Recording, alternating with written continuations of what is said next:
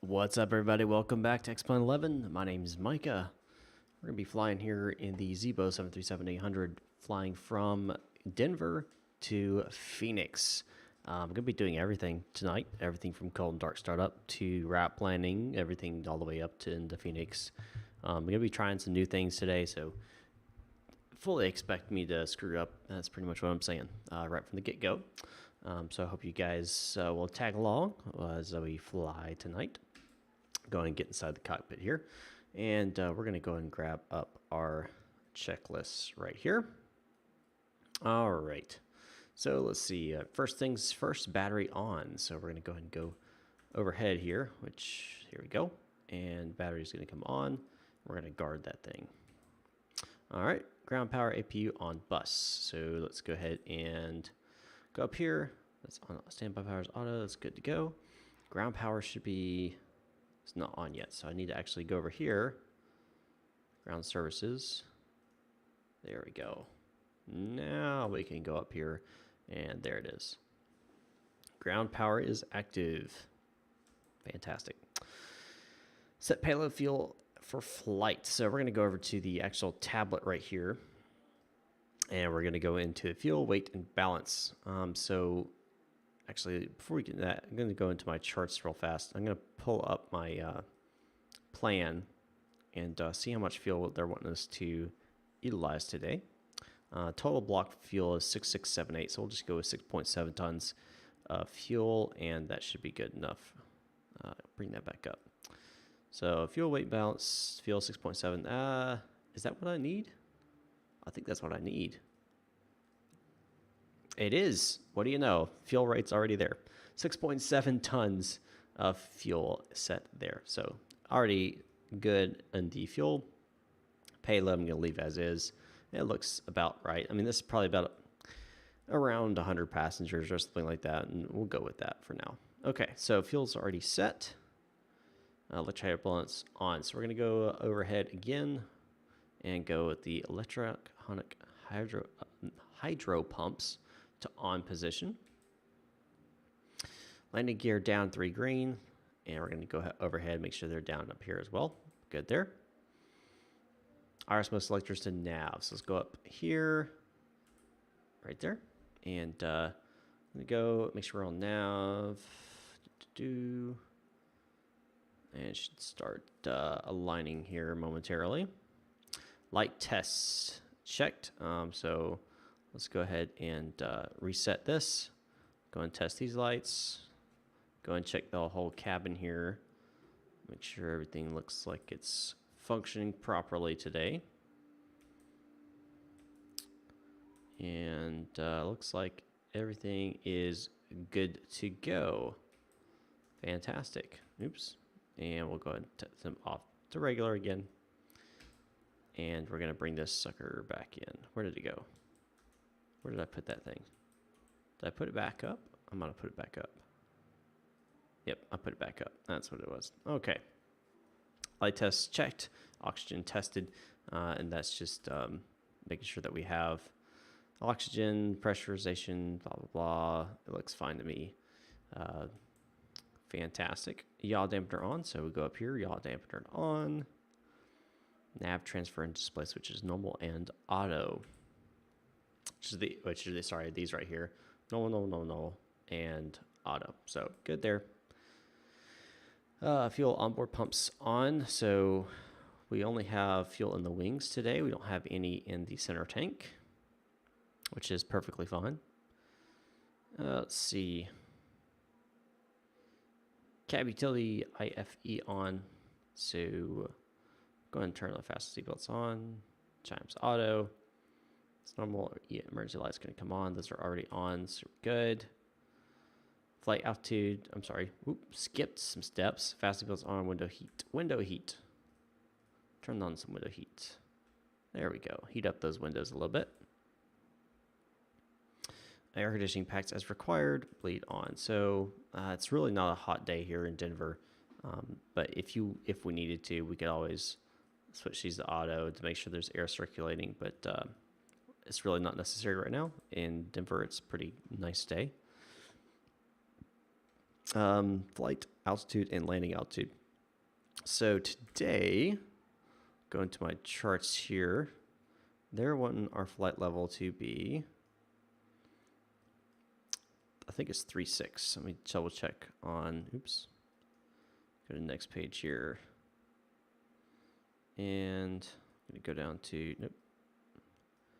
Not this one. Not that one. Here we go. Yep, 3.6. Yep, we're going to be 3.6 today. So go overhead again and go ahead and start this to 3.6. Voila. Landing altitude. What is the landing altitude at Phoenix? Let's go to reports. Already got some charts up here today. And let's see, where is the... where is it? Airport elevation 1135. There we go. So overhead again.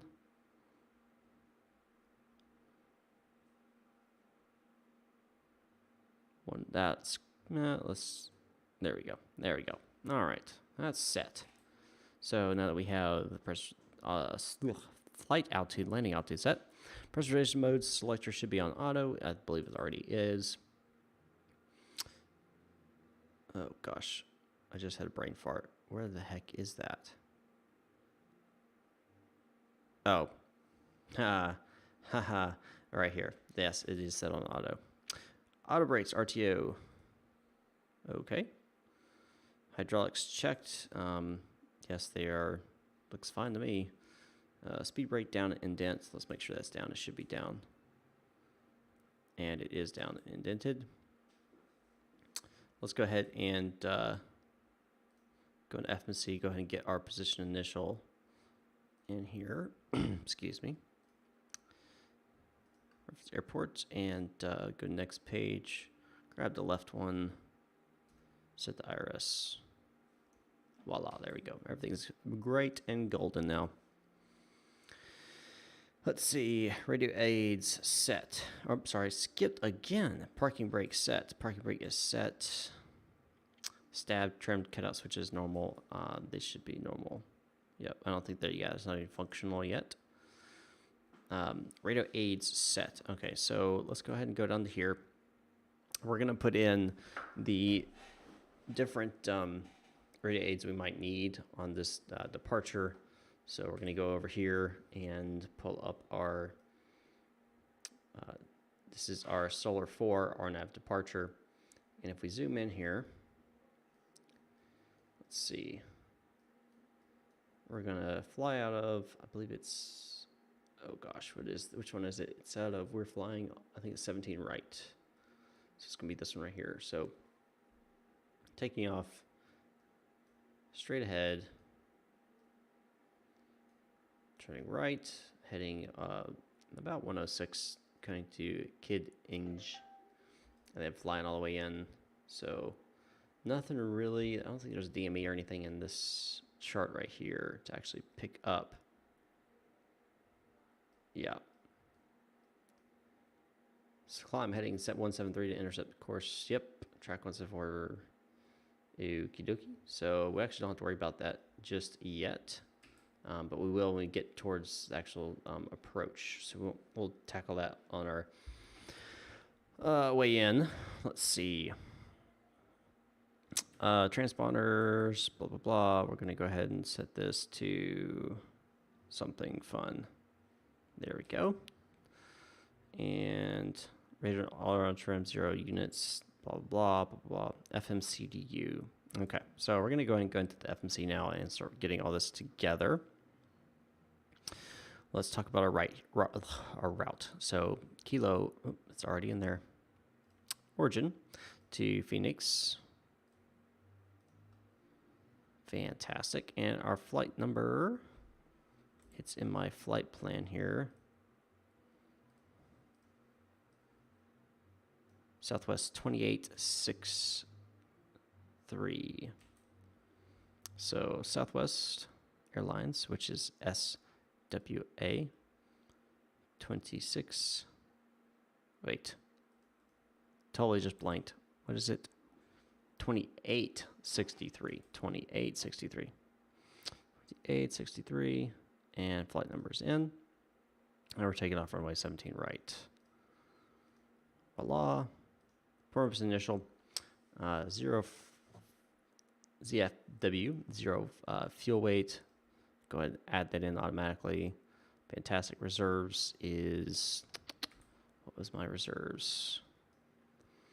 We're going to add these together. It's about... I guess that's actually pretty much dead on 23. So we'll go with 2.3 tons of reserves. And cost index, we'll just do 30. Cruising altitude, 360. Cruising wind, that should be, I think it's on the average wind. Where is that the cruising? I don't think so. It's on one of these pages. What's up, Philos Weekle? As you say your name? I don't really know. Sorry. Not great with names. How you doing, man? Welcome to the stream. Nope, I think it is on that first page, and I think that's what it is. So 308 at 13. So 308, 13, put that in. And our temperature here is going to be, it's in here somewhere. It's been a while since I did a full breaking everything down in these things. It's not on here. Nope, it's not in that one. Nope, that is not it either. It's not wind. I want to say there's supposed to be a temperature in here somewhere. I don't know. I won't too worry about it. It's not big of a deal when it comes to setting this. All right, M1 limits. We're going to be doing 5 flaps. I'm sorry. Get temperature set. Ooh, that's high. Takeoff. It's going to be 5 flaps. So V2 is 141. While I'm sitting here, I'm going to go ahead and put that in here. 141. All right. Go back in here. And go ahead and go to our departure. We're going to be flying out of 17 right using the Solar 4. I'm not transitioning anything, so go to our routes here. Activate. Yep, fantastic. Go to my route page. Solar 4 to Day. Is that how you say it? I don't know. All right, so let's go in here and go to our actual route. This next page here. Routing, day direct to GUP, or GUP. So direct to GUP. And then we're going to use the Eagle 6 approach into Phoenix. So we go in here, we can go and do arrival into Phoenix. Eagle 6 into ILS runway 8. And execute that. And we'll go into our route page. And we got discontinuity. So we're going to go into the legs here and bring this thing up.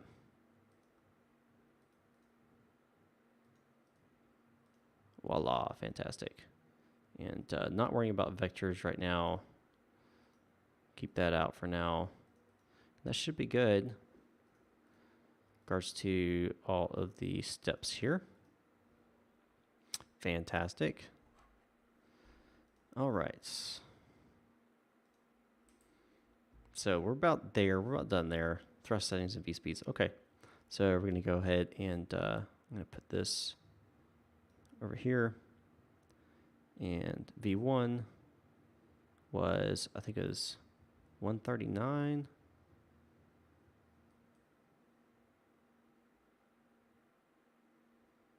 And rotate was maybe that, no, this is 139. V1, hold on. V1 was 137, I believe. Oh, 132. I'm so wrong. I am so off. 132 and 134.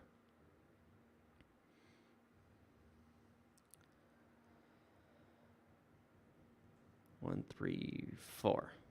Okay. Oops. And set. All right, fantastic. And so that's done. Where was I? It's on thrust setting and V speeds. Yep. Stability trim set. That's fine. Flight deck window, flight deck door locked. So if we, I'm trying to remember how I manipulate this. I can't remember if there's a specific control to manipulate. Oops. Let's see. This is nope.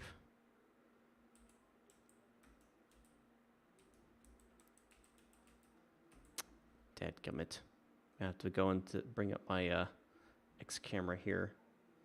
And let's go large. And let's look right.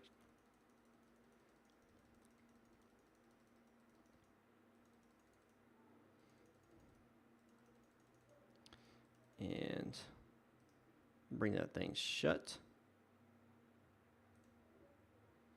Okay. So that's done. Doors closed. Cabin. Let's make sure. Let's go ahead and start the flight leg here. Cabin passenger secured. Packs off. So go up here. Packs should be off. That actually can stay on. Packs off. Anti-collision lights should be coming on.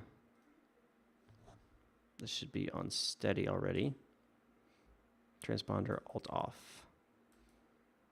Gosh, I changed my settings on my camera, so it's been all over the place. Alt on. Oh shoot, alt off, not alt on. All right, everybody's strapped in. Okay. Let's go ahead and put that away. We're going to go ahead and get these engines started here. So let's go ahead and start our APU.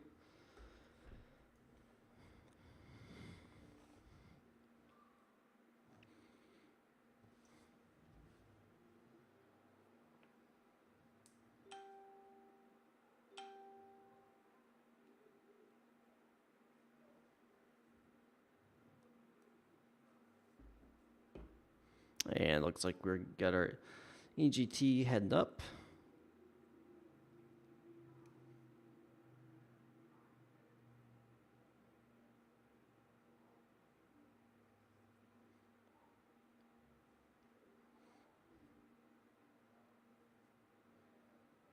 And there we go. So we now should have, well, we're waiting for APU to show up here. Once it does, we'll be able to switch over to it and get these engines started here. Go ahead and turn this up. All right. Oops. And turn that up as well. And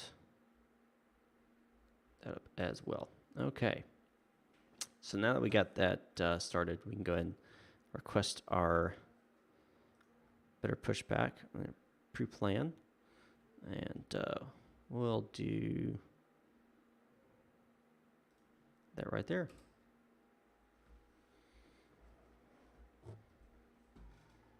Go ahead and request pushback now. Okie dokie. So they're heading up here. We're going to get pushback here in just a second. While I'm waiting, I'm going to go ahead and change my course and heading here. What I'm looking for is the actual course and heading. I'm going to be heading out of, what do you call it? This right here. So the course is going to be, if I bring it up here in my charts, oops, not charts, airports, Denver. We are going to be heading out 173 will be our, well, hold on. Let me pull up.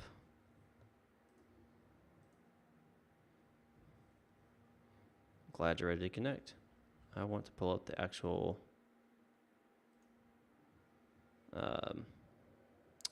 airport itself.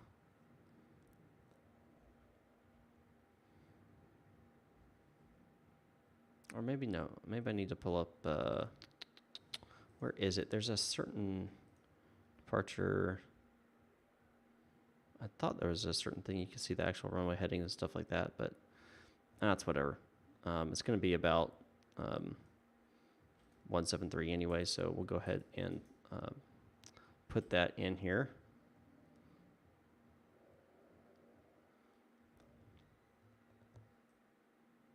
Release parking brake.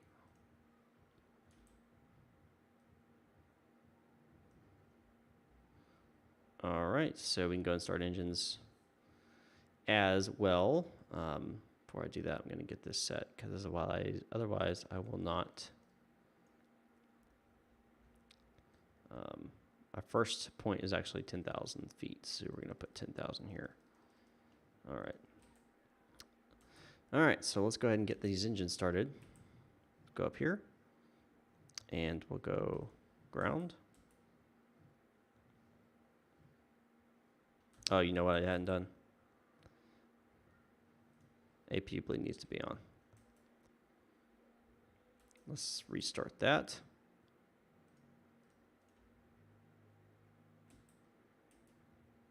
There we go. You gotta have AP bleed on. You gotta get that pressure in there. My bad.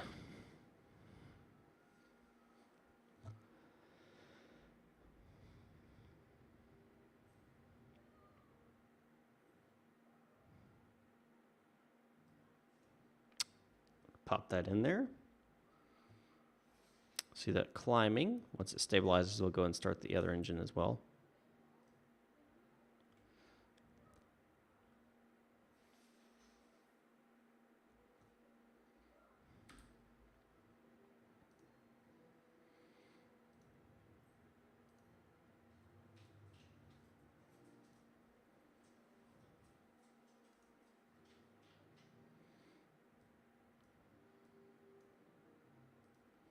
Let's see here.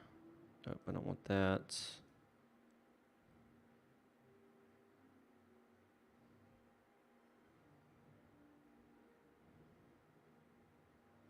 Where is it? There it is. All right. Set the parking brake. We can go and start the other engine. Other engine.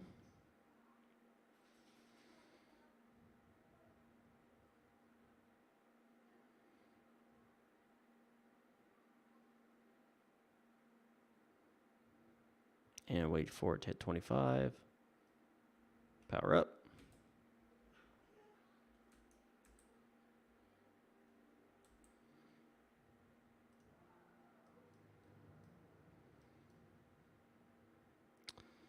And I'm just going to exit that. We're just going to wing it. Just going to wing it.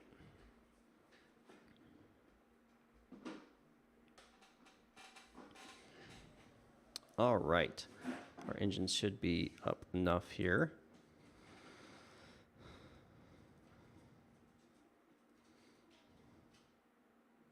Thank you much. We're going to go ahead and get out of here momentarily. We're going to AP bleed off. Packs are going to auto.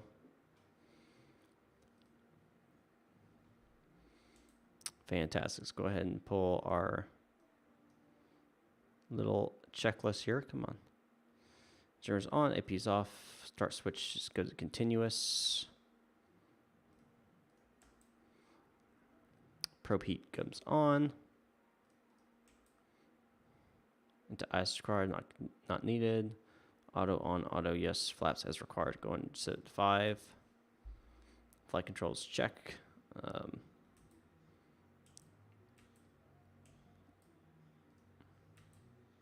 Blank that out.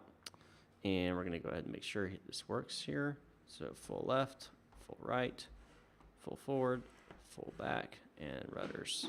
Looks like it's working fine. Okay, fantastic. So we'll bring this back out. Bring it in front. Recall. So let's go ahead and, not worried about that. So recall. Tax clearance, don't need that. Weather radar is off. Landing lights are off. Strobe lights are steady. Transponder alt off. Stability 4 units, nope. Don't worry about it. Flaps up.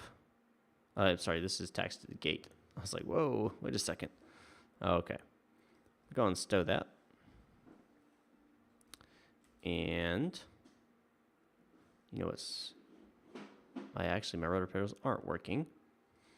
I say they're working and they're not. Oh, gosh. Give me 1 second.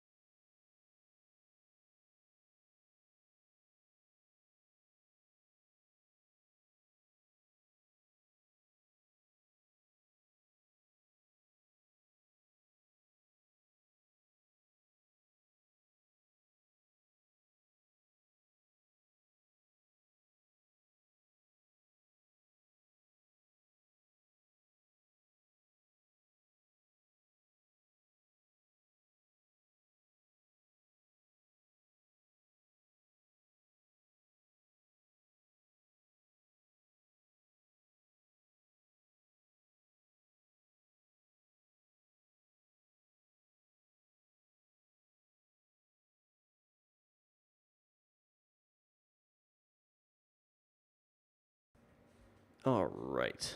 Should be working now.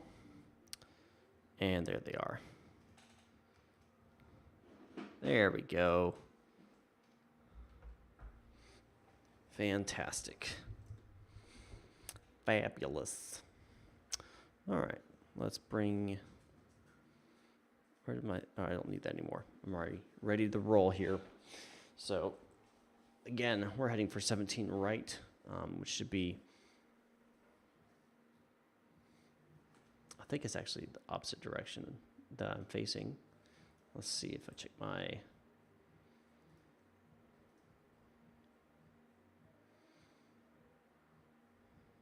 map here. Yep, it is the opposite. It is right here. So I need to go the other direction, I think. Pretty sure it's 17, right? Yeah, I'm pretty sure it is. So I need to go the other direction.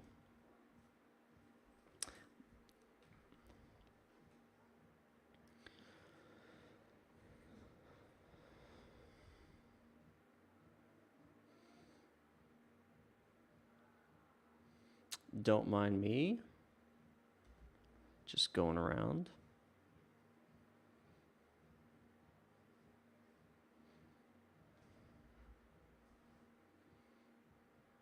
Don't mind me at all.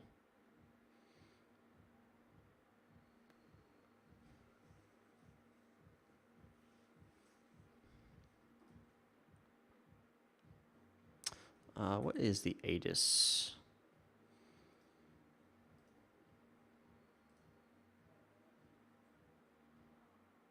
One 125.60. So let's go down here. 5.60.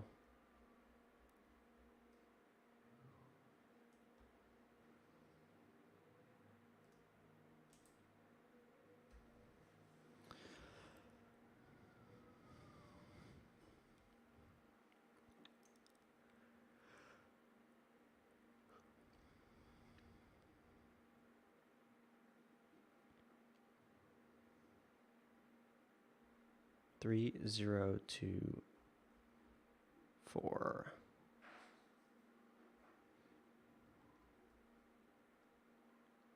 Three 024. There we go.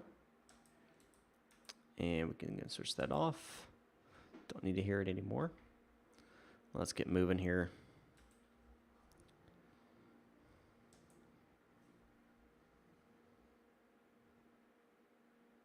Another Southwest 737.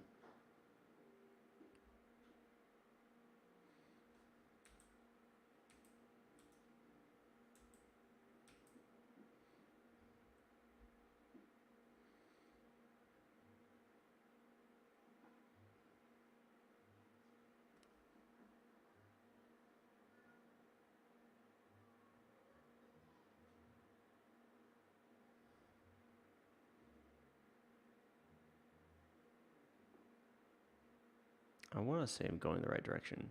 Oh, nope. Dadgummit. No, there's a plane coming this way. Ah, man, I'm all kind of jacked up in this right now. Over the grass, because who cares anymore at this point? Oh, this is the problem when you don't know the airport. I need to follow this other 737.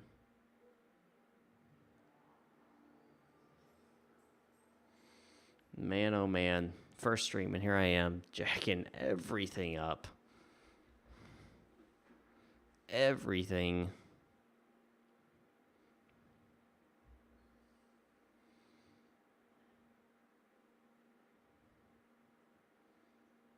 That's okay, I guess, though. I'll figure it all out.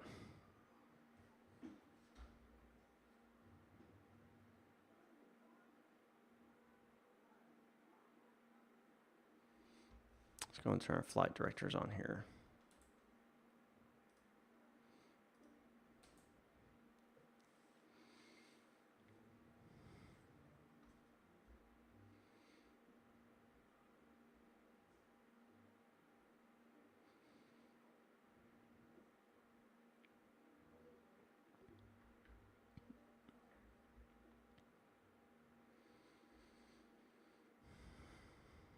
And while we're at it, let's go ahead and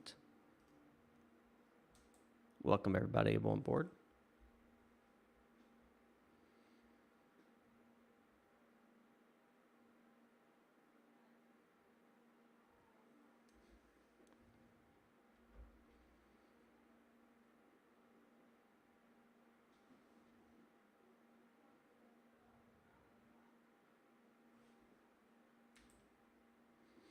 I don't know why this scenery is so flat.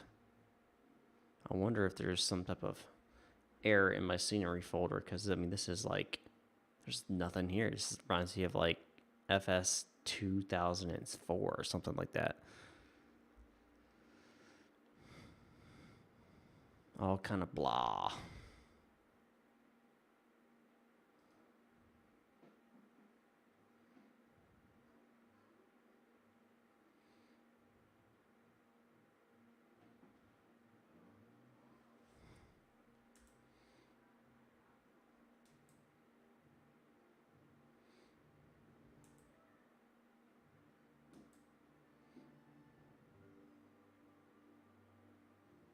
All right, go and turn these to strobe.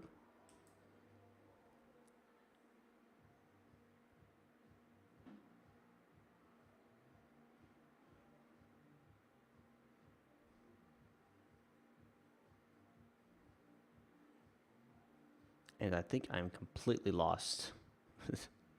Oh my goodness. I think I am completely lost. Where am I? Oh my gosh. I passed it. I need to turn around, come back down, and it's right there. Man, oh man. Good thing I got extra fuel, right?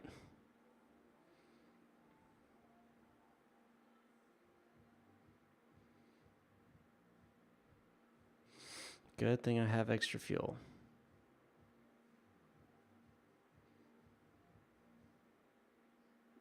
Yep, that's the runway right there.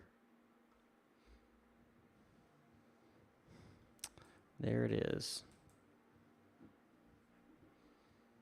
There it is.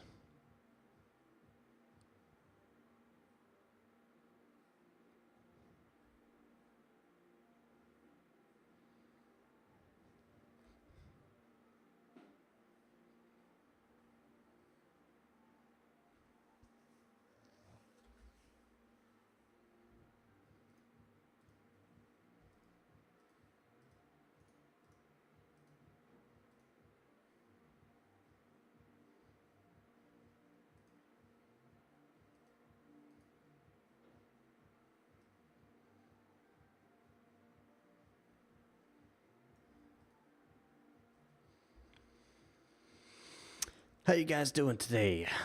Y'all doing all right? Anything fun happening? Anything?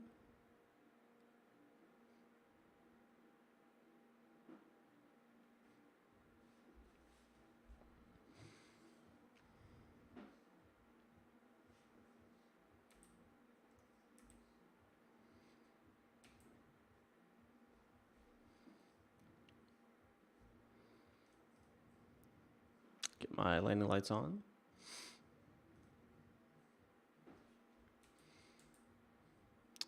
And TCAS goes TARA. Weather coming on and terrain coming on.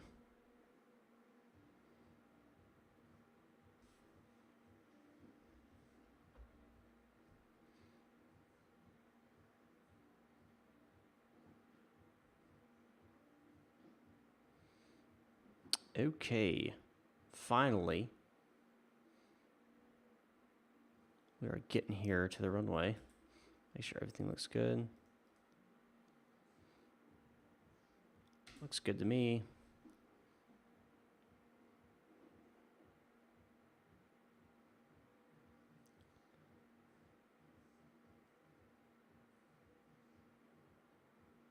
And checking left, checking right. We are cleared to take off. Finally, here in Denver.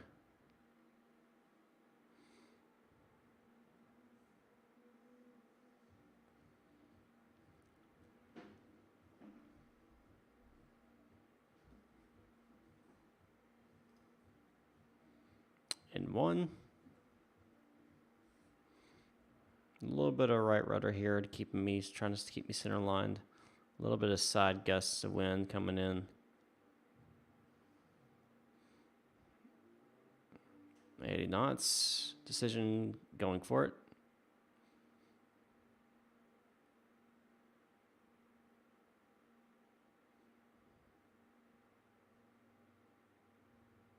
Rotating, pitching up 15 degrees. Positive rate, gears coming up.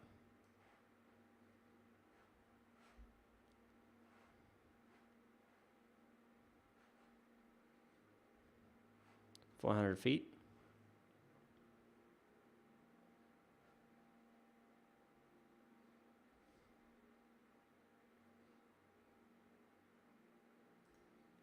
Vertical navigation.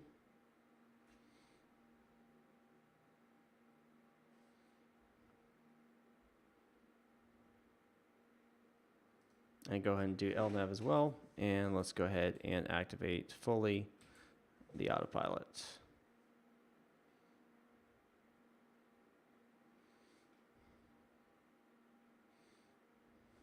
And start bringing up our flaps here.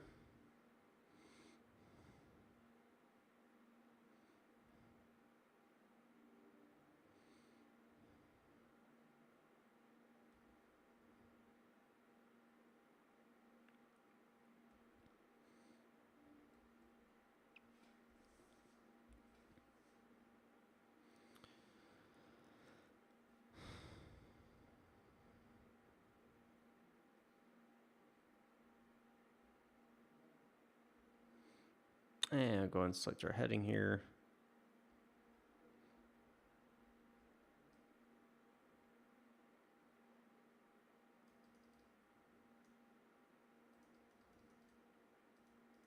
$173.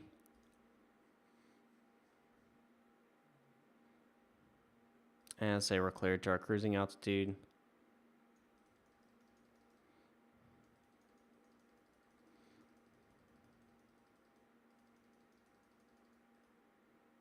And we'll go off. And passing 10,000 feet is here soon.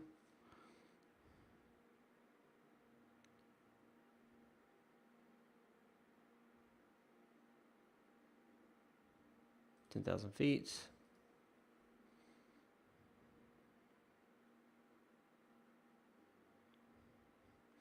And the FMC is going to keep us here at 10,000 below, then 12,000 below, and so forth on our departure out of here. Got these nice fields below us, and there's Denver. I need to get some scenery or something for it because it's so bland. So bland.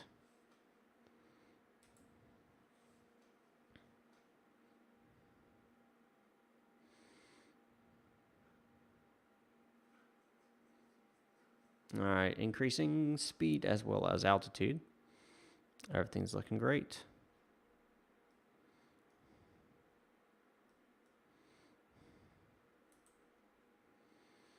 And we're going to go ahead and pull up this and bring in Phoenix here. So we will need that as we get closer, which will be a little while from now, though. It will be a little while.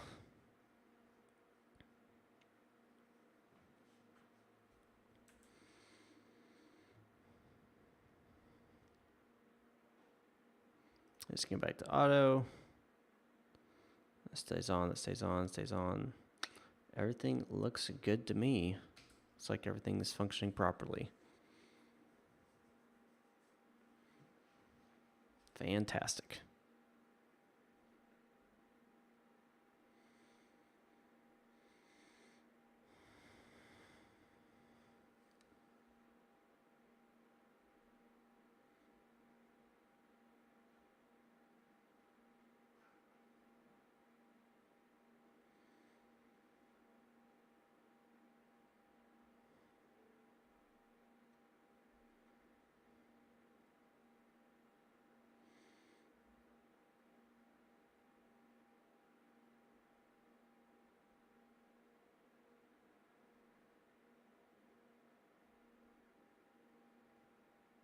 How you all doing tonight?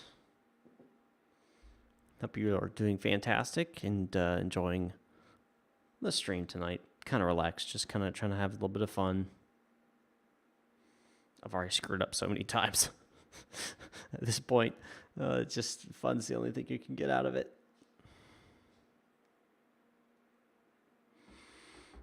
But I hope you are all enjoying it as well.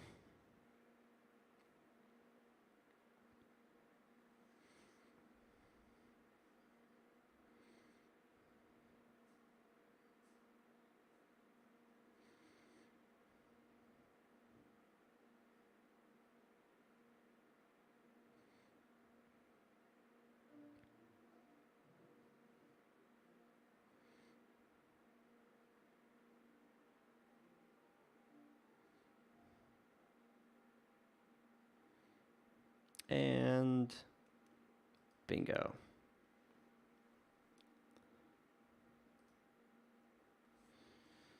All right. Fantastic. Let's go to weather here and see if there's anything on the radar. There is not. So it looks like we're going to have a smooth climb on out of here.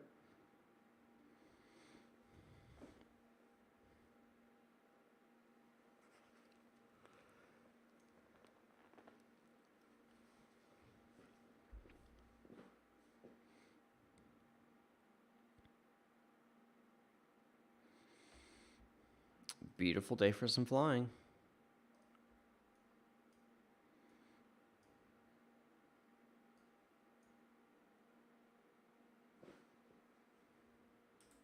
And I am using real world weather and everything like that. So, yep.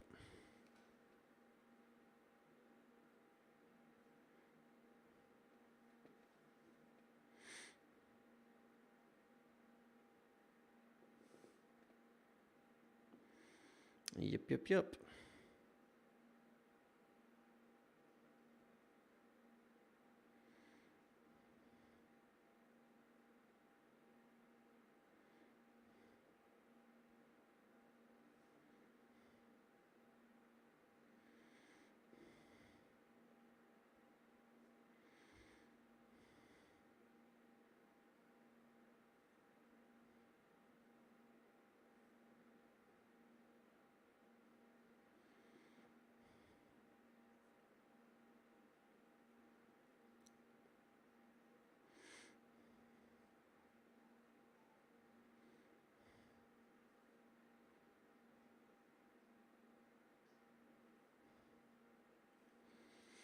Y'all have any questions about the Zibo mod at all? The 737 or anything like that? Let me know.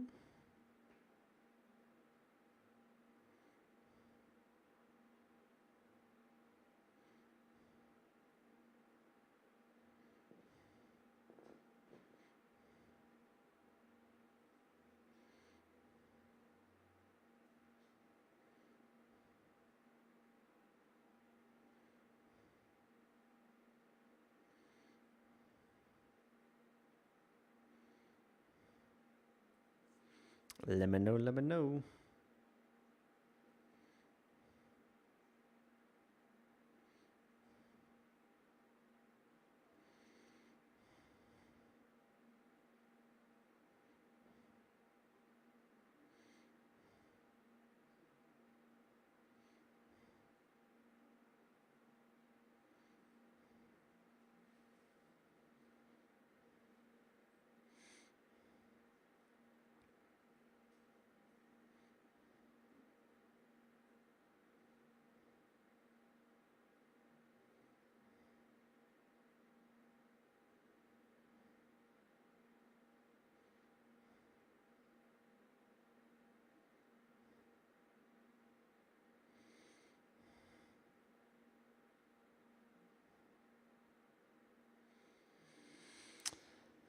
Won't be too long till top of climb here. Ooh, getting some turbulence up here. Noticing that.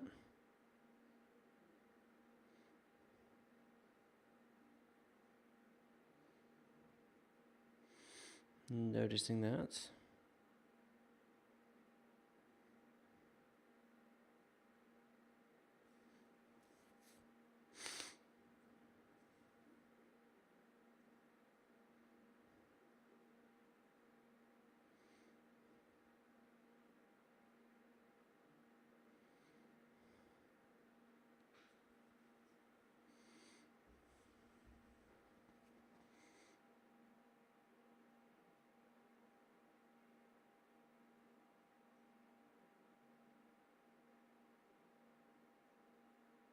Got a nice 15 knot tailwind.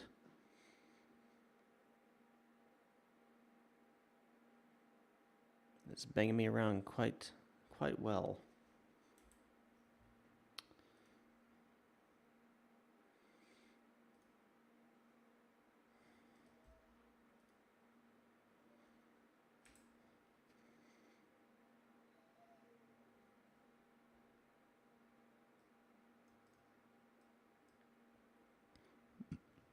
Sorry if the sound was overbearing, guys. I just noticed the level of noise compared to my voice. You probably could barely hear me. I apologize for that. It is an oversight on my account.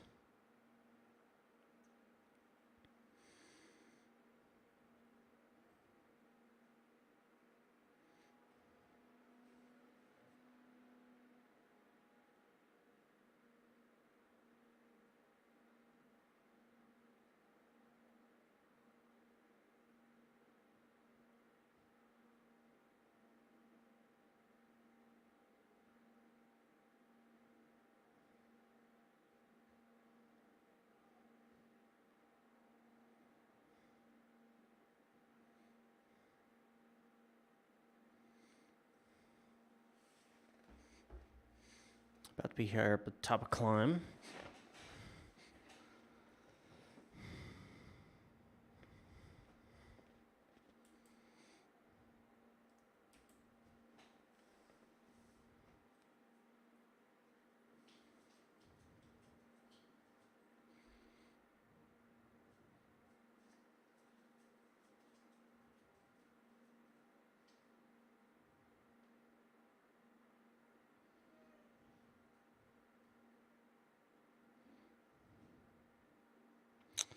We're going to be shooting, I think our landing speed's going to be about, I'm going to assume 135. We'll see how that goes.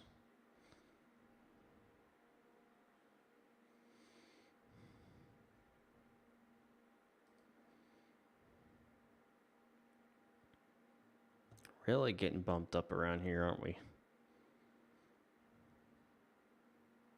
Getting a total side wind right now, 15 knots, just hitting this from the side.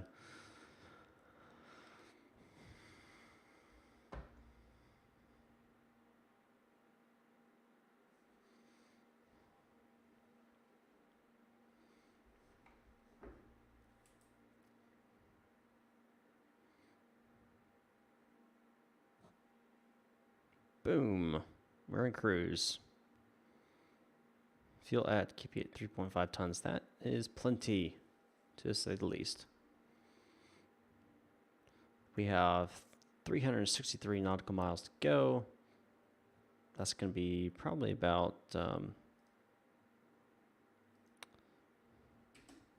hour or so before we get down there and land and everything.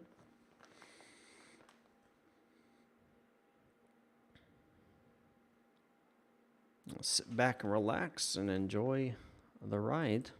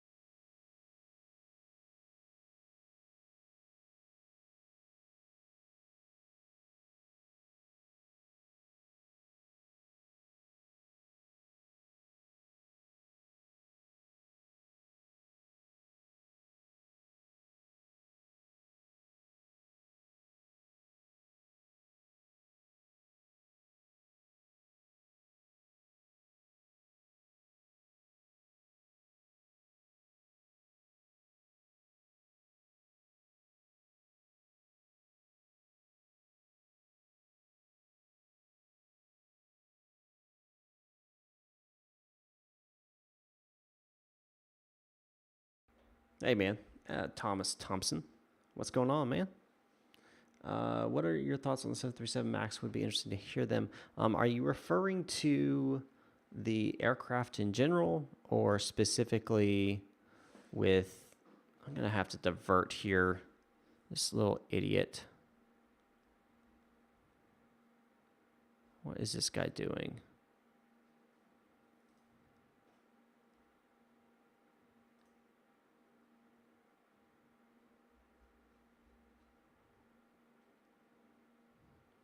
Sorry. What particularly are you referring to?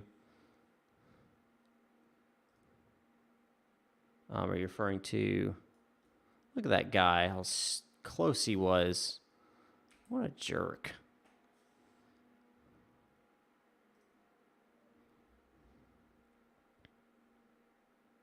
Are you referring to the problems that the 737 MAX have had, or are you referring to the aircraft itself, or the actual, like a simulator version of it? Which are you referring to?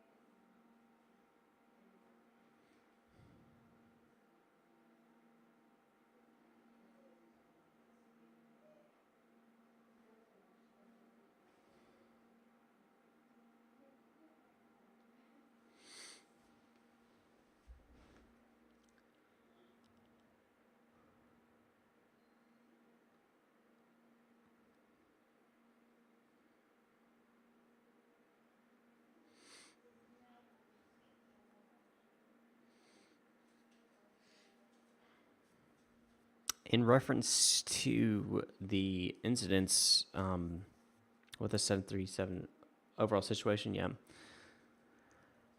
Man, I don't really know. I mean, I'm not some expert, but there's definitely something wrong with the aircraft. I mean, you're not going to have two accidents that caused by the exact same thing and not have some type of error in regards to at least that system that they used on the 737 MAX 8 and 9. I wouldn't be surprised if Boeing themselves got hit a little bit. I would also wouldn't be surprised the FAA got hit a little bit because the FAA failed to detect these issues.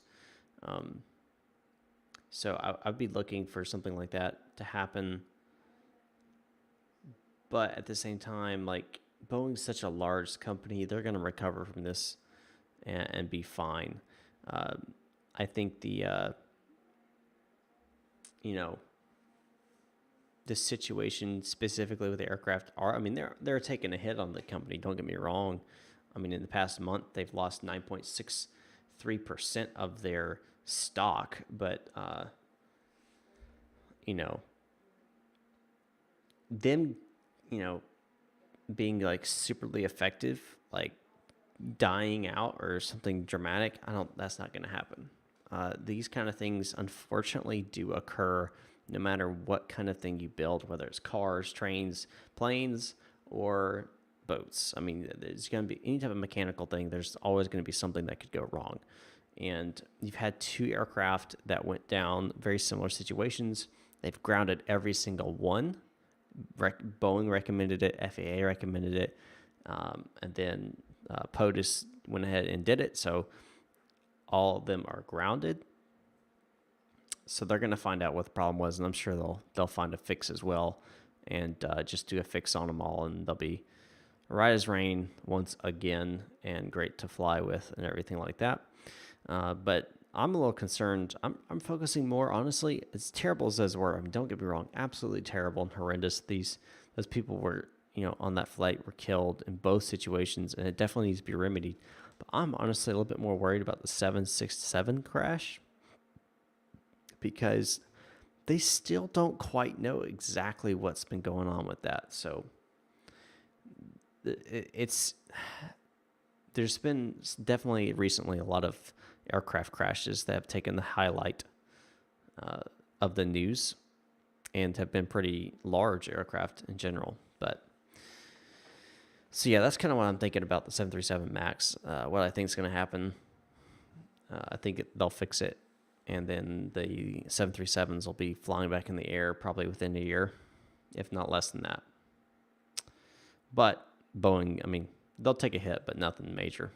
They'll be fine. I'm sure Airbus will try to capitalize on it, of course, though, per the usual.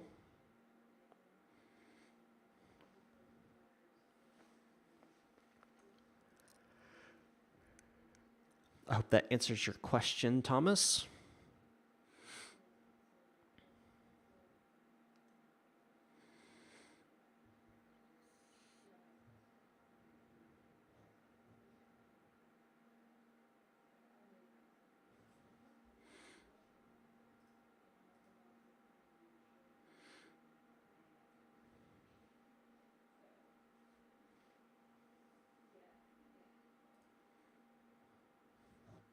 Yep, exactly, Thomas. That particular crash got highlights for an hour, and then it just completely vanished off the radar. And the reason that is, I mean, kind of makes sense. Is you think loss of life?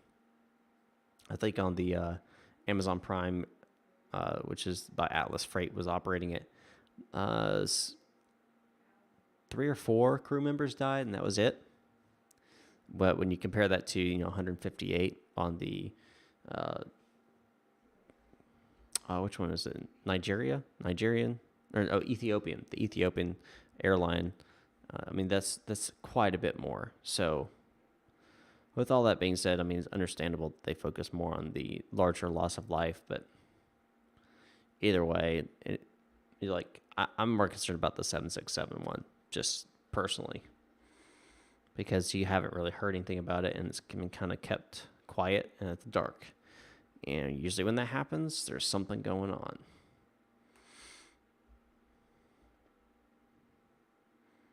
And no, don't start. I'm not saying against conspiracy theorists like the government shot it down or anything like that. That's not what I'm saying at all. Hey, Rob, how do you set up the Zibo iPad charts, FMC data being up to date, and Boeing checklist? Sure. So first you download Zibo, obviously, and you install it per their instructions. Then for the, get back in here, for the tablet itself, it's built in. But for the AviTab portion, you need to download AviTab, the plugin. Once you've got that, if you have Navigraph, you can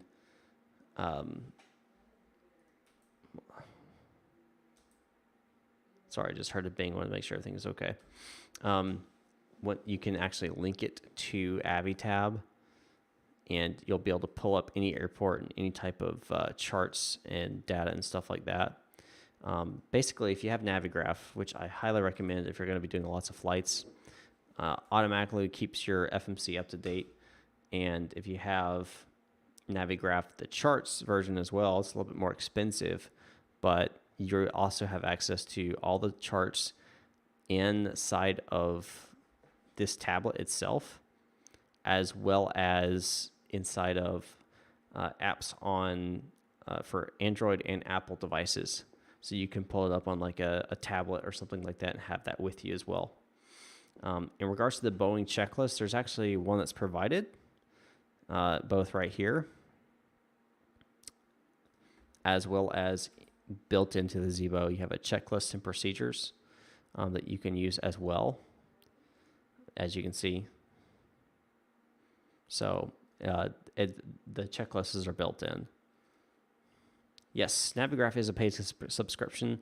You can do one-time buys, so like one-time buys of the nav data and one-time buys of the oh my gosh, this guy again.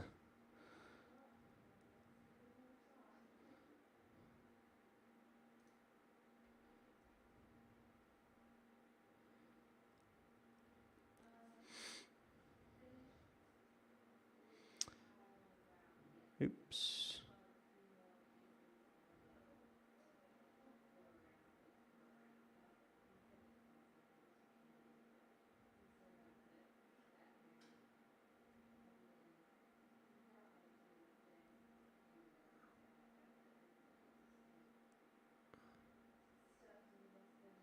Okay, my bad. I'm going to swing back this way.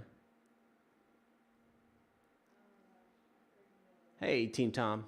What's going on, man? So yeah, like I was saying, Rob, you can do one-time buys if you want to, and that'll save you money in the long run, but you do lose the navigational data, like staying that up to date, charts up to date, and stuff like that.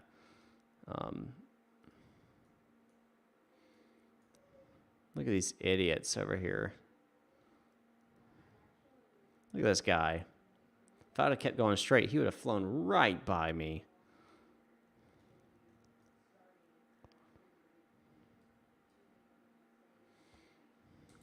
Gosh, I just need to turn off.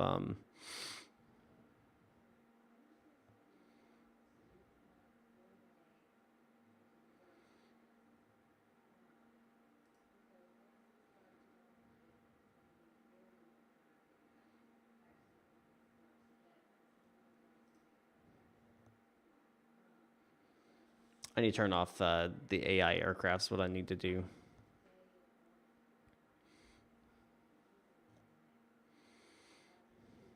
Let me do that. Let me go ahead and change that. Let's see, where is that gonna be? There's somewhere in here.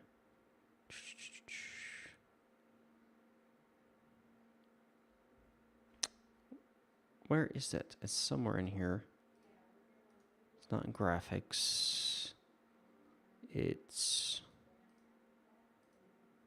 Man. I don't know. I can't remember where it is, but I need to turn off the AI aircraft basically, because I've been having these idiots flying around me like they love it.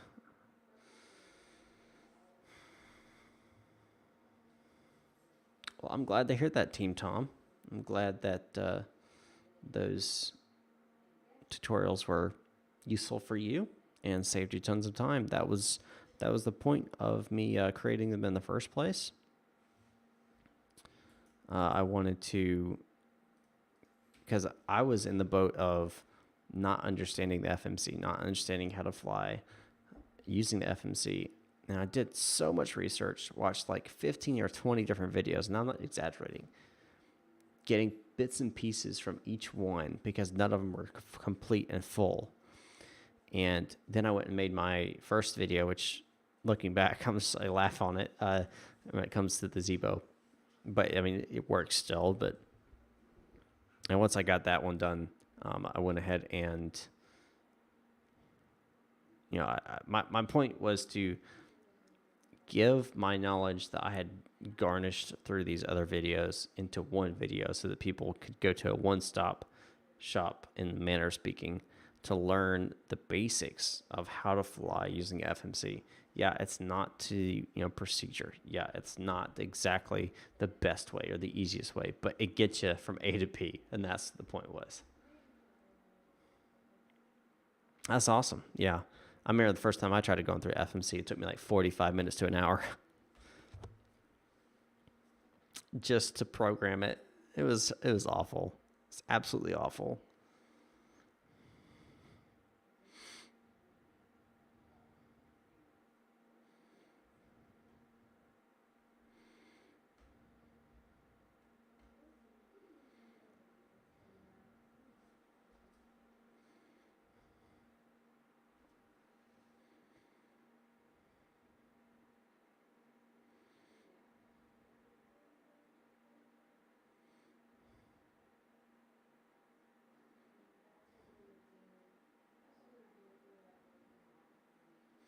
Let's see how far we are out. 237 nautical miles, top of descent. Now, 40 minutes or so.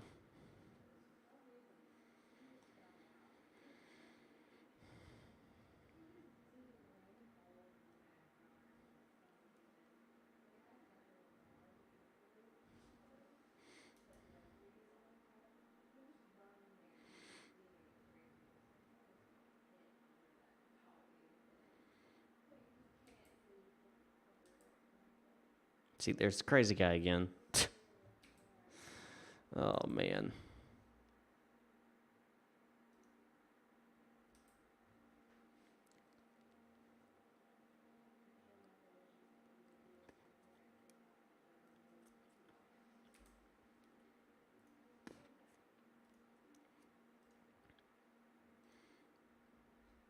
Let's see here. Oh, go like this. There we go. 2020 Zulu 12.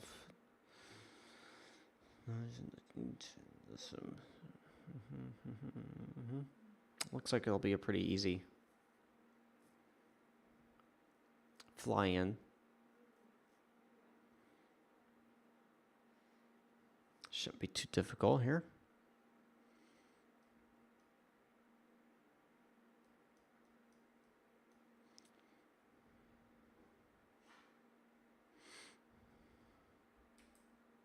So now that we're up here in cruise, I can go ahead and start putting some information here that I'll need. So I'm going to be flying in using an ILS into runway 8. And I have the chart here for the procedures fly in.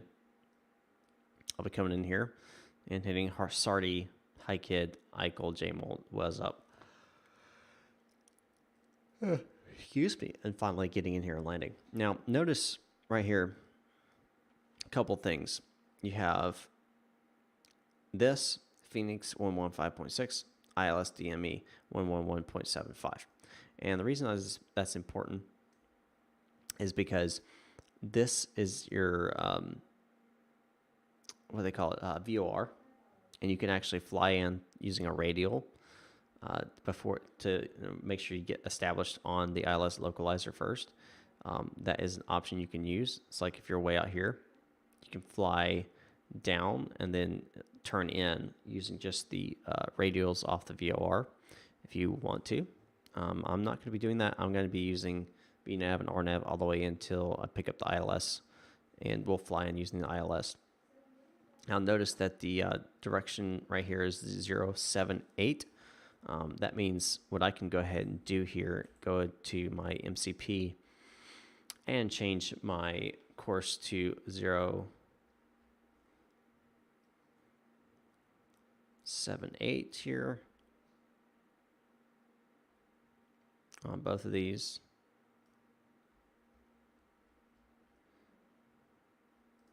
Okay, and my ILS frequency that it gave me was 111.75. So we'll go down here, and we're going to change this to 111.75. This is the ILS frequency I'll be using. Go ahead and set it on the co-pilots as well, the first officer. And what I could do is set in this VOR as well, just in case as a backup, if for some reason I needed to use it. So I can go ahead and set that, which was 115.6. So I could go ahead and set, if I switched here, 115.6. And, we'll just keep flying until we pick up that VOR, and we can actually use that to actually fly in. Now, if we look, wrong button, if we look here, you'll notice that there is, we'll be coming in from ALIS. Why do you need a course heading in the first place? Great question, Rob. So your course heading, well, there's a couple of different things. Your heading is a type of option for a heading. If you think all the way back to your Cessna, the little heading bug, you have That's basically what it is, but in a digital version. Autopilot, whatever you put in that heading right there, and you hit the heading select button, the aircraft's going to go to that heading on your compass. Your course is different. This is using your VORs, and that's going to be basically the radial that the aircraft will fly to once you do a VOR lock. So you use VOR lock with the course, it's going to fly in with that radial.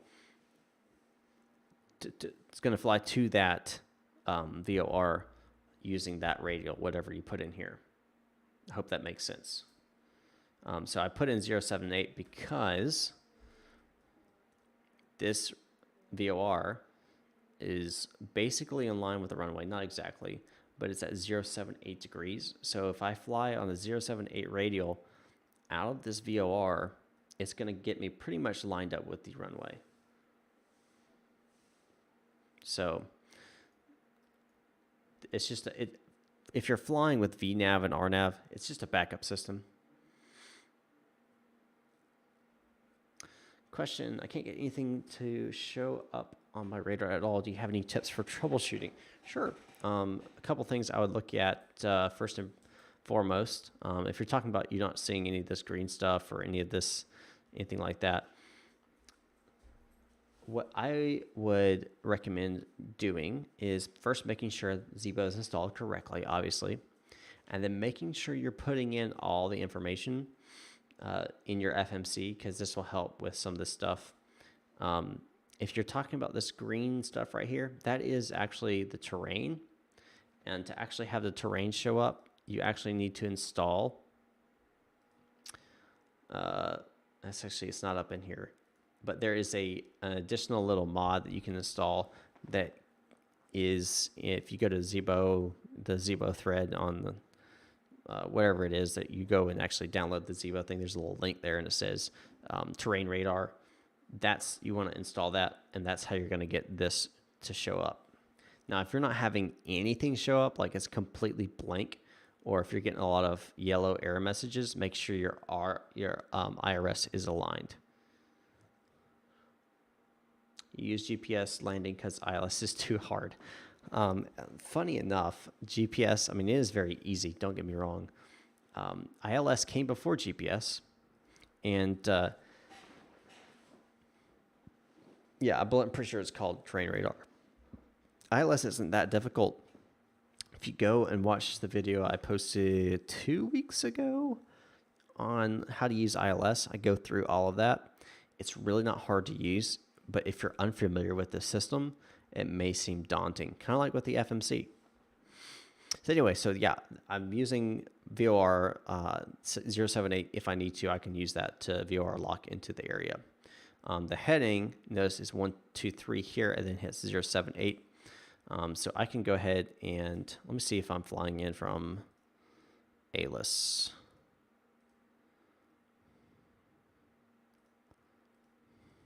Nope, I'm not flying in from ALIS. So I'm not even going to worry about putting in the ALIS here. I'm going to be only flying in from Sardi, I believe, or actually it's bringing from Quinny to Henny. Quinny to Henny. And I don't even see it on here. That's interesting. Something's not right. That's all right. I think I'll be okay anyway. I am flying into 8, and I did select runway 8, yeah. So I'm not sure why it's...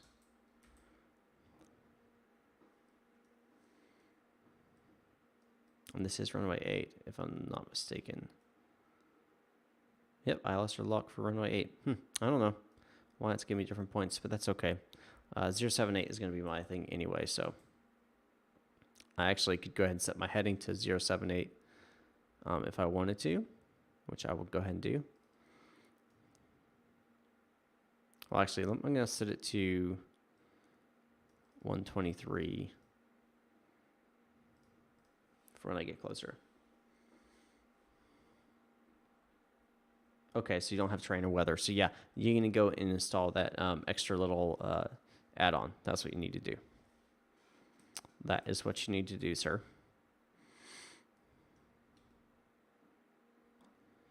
So notice that the couple points you're going to notice is 5,000, 4,000, 3,000. I'm going to use this right here, 3,000, as my MCP altitude. Now, in real life, ATC would direct you down to certain altitudes as you got closer. It direct you on certain headings, which is why you would use the heading bug. And you'd basically be using LNAV, level change, and heading selector to fly into the area, and to speed as well. But thankfully, since we don't have ATC, I don't have to worry about any of that. I can just go ahead and go all the way down to 3,000.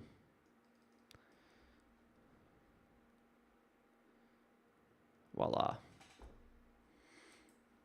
That way, I'll go ahead and descend as I get closer, which I still have a ways out, as you can see.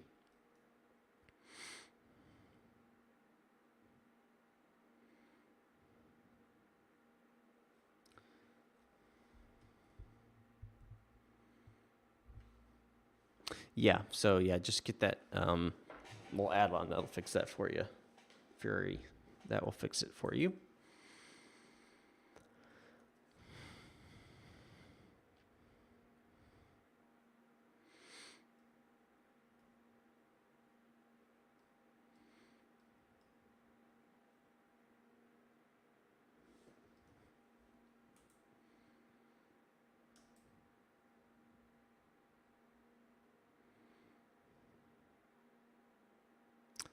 We're going to go minimum here. Let's see, minimum on the thing is ILS is 1,368, which is actually only 250 feet above the runway, but the actual altitude is 1,368. So we'll go back here.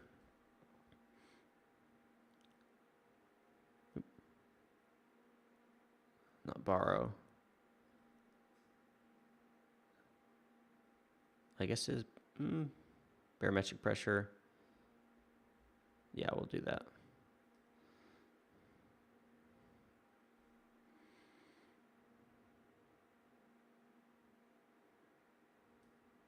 One, 3, 6, 8. Get that minimums put right there. Now, if you're just using the localizer, you were not using ILS, you would have to go by what this is right here, which is 742. And then you had different minimums based on the degree of the actual ILS and stuff like that. So lots to digest in one of these charts for sure. Lots to digest. Now, if we do have a missed approach, you'll notice it says climb to 3,000 feet, then climbing left, turn to 5,000 feet via heading 280, outbound to the PXR VOR on 336 to event initial. So basically, if we do have to do a missed approach, which I highly doubt we will, we do we punch out going to 3,000 feet, then climb. Once we hit this point right here, we climb to 5,000, going 280 heading until we meet the 336 radial out of the event VOR, which is 110.6. So what we'll do before we actually get down closer, once I have, once I'm closer, once I establish ILS localizer, I'm going to switch back down to here and change the standby to 110.6. And the reason I want to do that again is in case, just checking my frequencies real fast, in case I have to do a missed approach, I can go ahead and use my course set at 3336. Go ahead and activate missed approach, and boom, I can just hit that button and just fly out, and I won't have to worry about manually trying to do that. But if I need to, I can also do that. So nice little thing to keep in mind, it's always nice to look over your approaches and stuff before you actually arrive to make sure you've got everything nailed down and understood.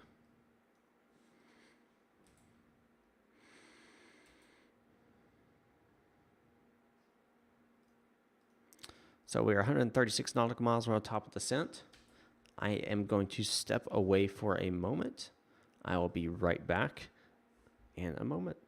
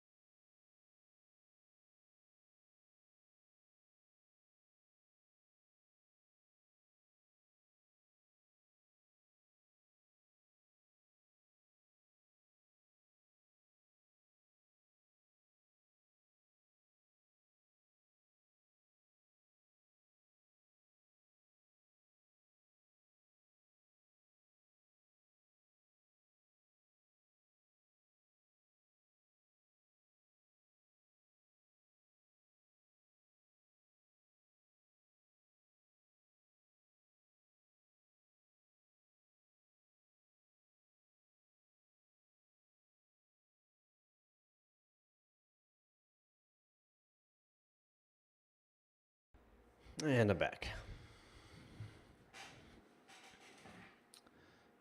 Oop, just hit something. And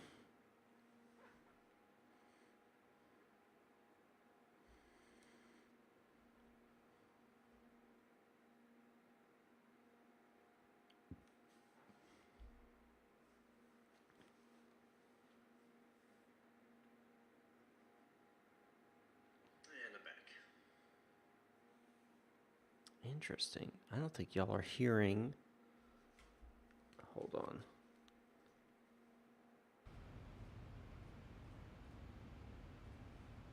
Y'all weren't hearing the sound of the aircraft. What in the world? I apologize for that. Y'all didn't hear the music either.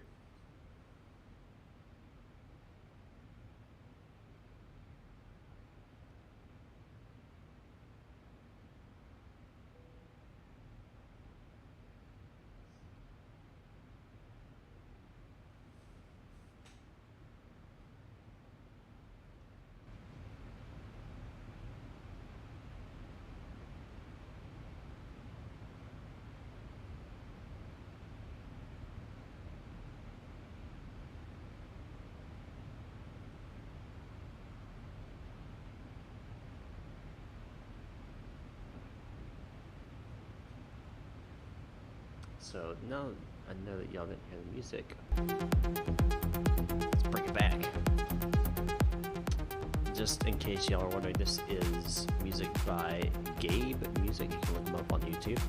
Excellent young man, great music composer, and he gives his music away for free a lot. And he's allowed me to showcase his music on my streams and videos for free. And I am greatly appreciative of that.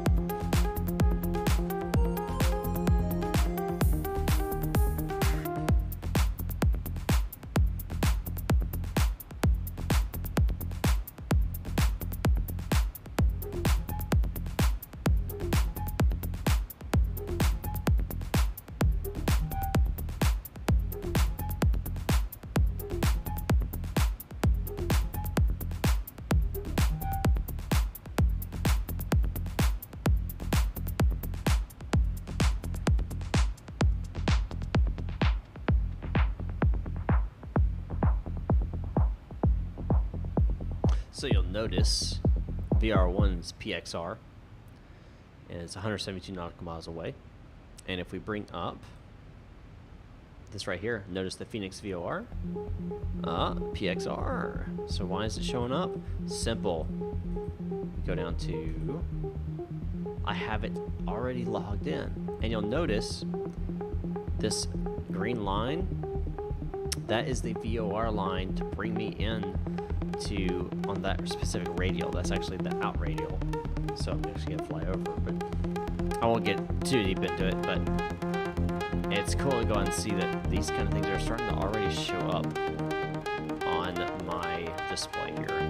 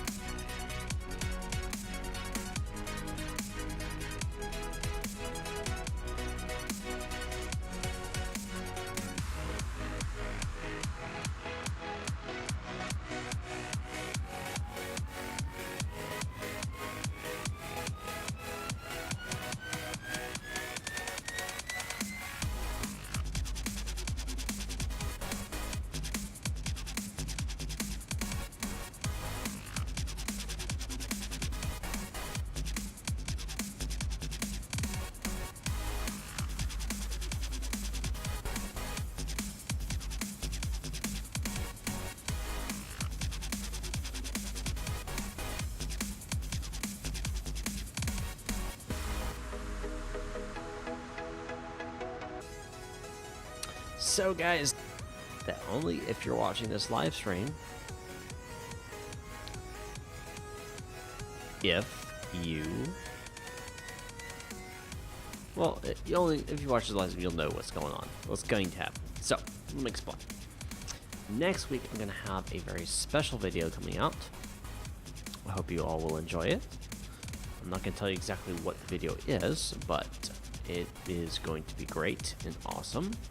Of course, I would say that. And in it, there will be a little bit of an update for you all. And that update is going to be bringing into effect a membership program using YouTube's membership option for YouTubers out there. I have finally broached that 1,000 subscriber limit, which means I've actually started to earn a little bit of money through revenue. So great thing about that is I can actually start doing some really cool stuff with you guys. One of that is the membership program. Now the way that works is you pay a monthly amount, which I think is $4.99, and out of that you get some really cool perks. And I'm not going to get into what exactly those perks are because I'll wait. You gotta leave a little bit, right? A little bit of a teaser until next week. But some really cool things are going to come out, and I hope you guys will enjoy it. It's going to be great for all new beginners as well as experienced pilots to kind of get involved with this. So great things are coming along. I hope you guys will join me once that does come into effect. Join my membership and drop that $5 instead of picking up that burger. Give that $5 to, well, I guess to me, so I can keep providing some great content and maybe finally update my internet so I can stream out more than 720p at 30 frames per second. Yeah, I just wanted to let you guys, since you're watching, I wanted to give you guys a little bit of a bonus here, and I appreciate you supporting me thus far. Now we're about 40 nautical miles away from our top of descent, and we'll start seeing that come into effect here very shortly.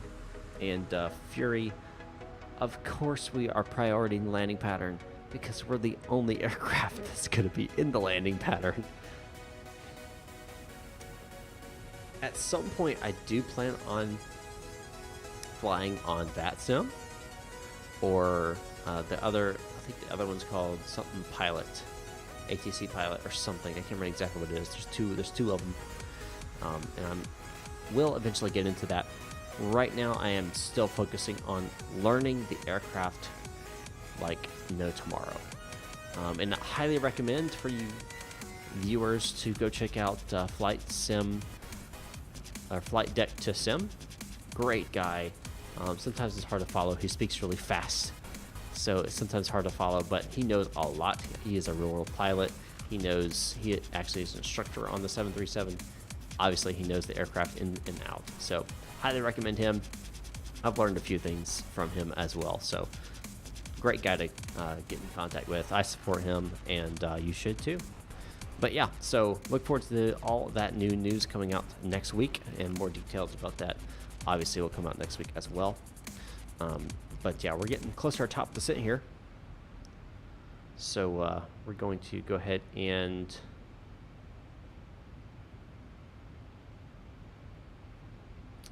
get her ready.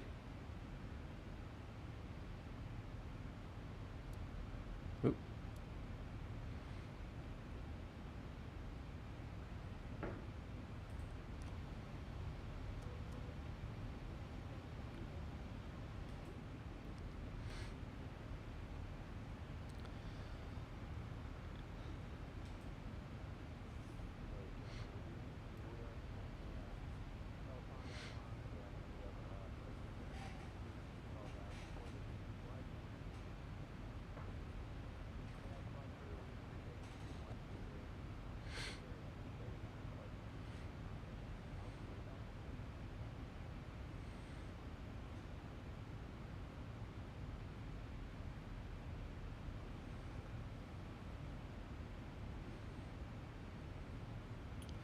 Yeah, we're getting here. Getting close. Getting close. Let's see.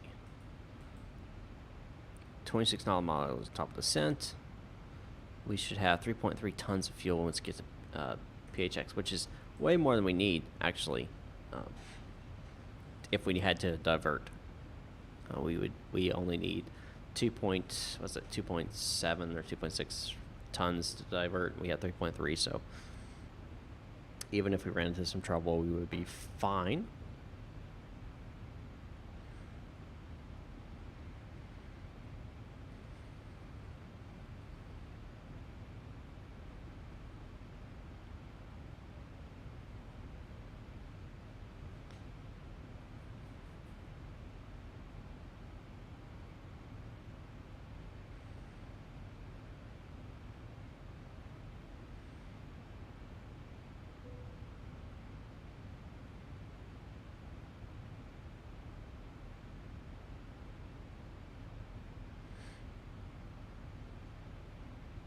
$20 miles out.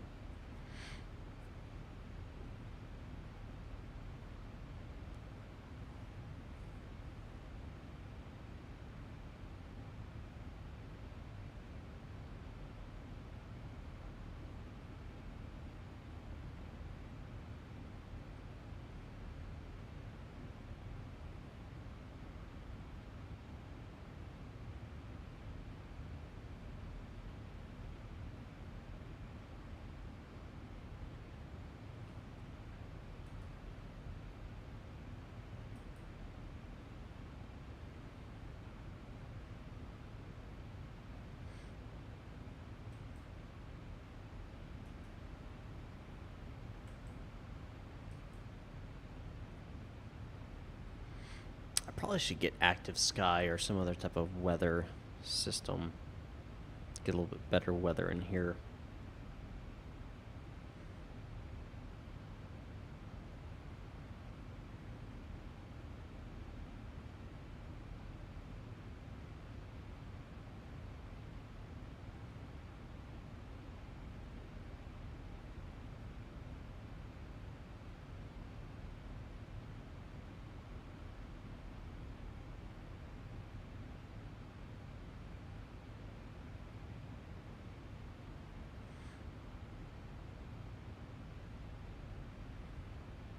$10 miles.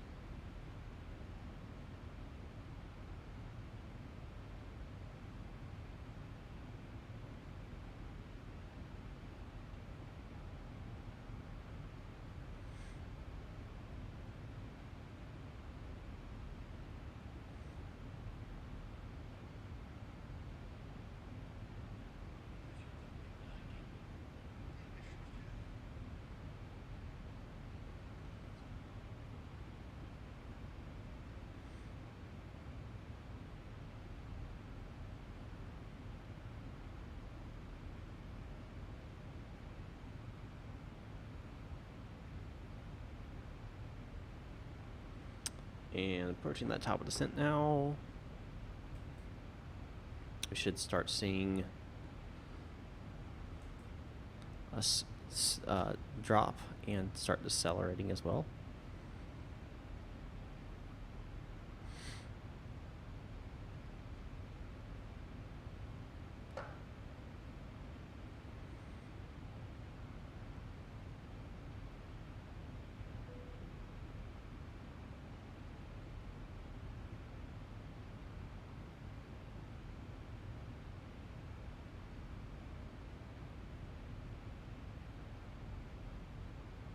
And there we have it. We're starting to decelerate.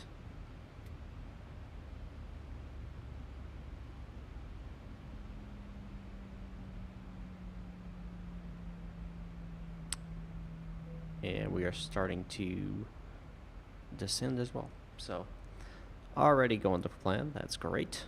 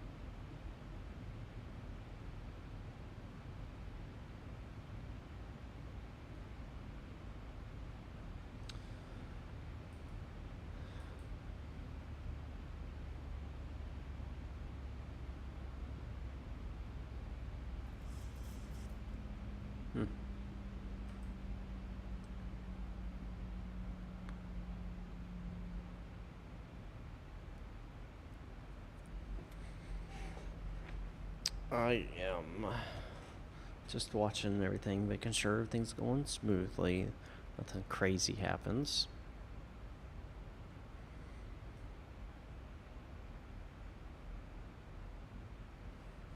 Let's see what the ATIS is here in Phoenix City. Phoenix, not Phoenix City, Phoenix. It is 127.57. Let's go in here and 27.57.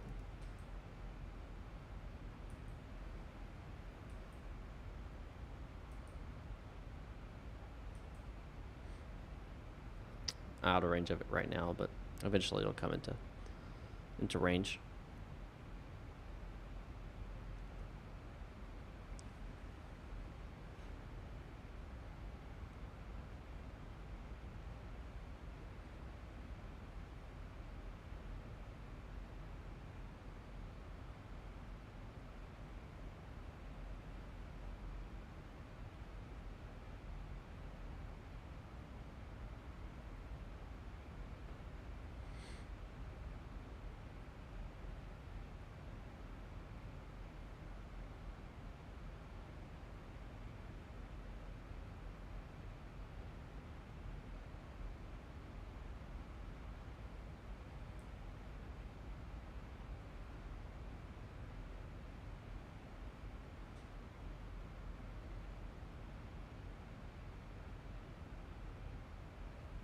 I'm trying to see if I can see Phoenix,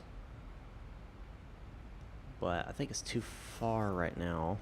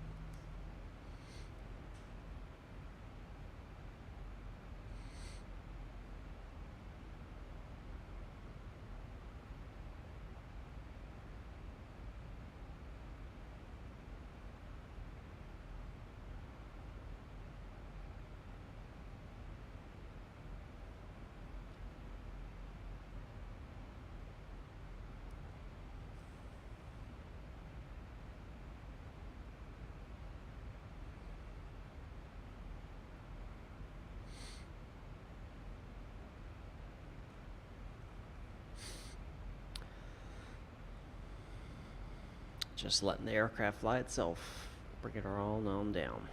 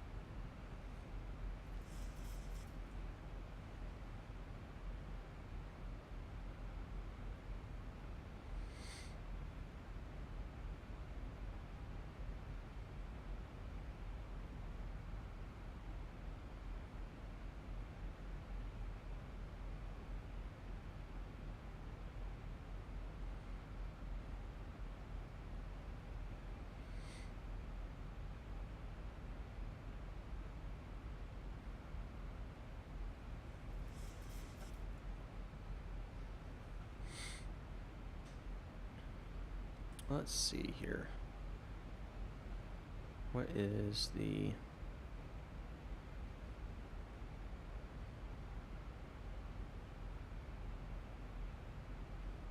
Okay.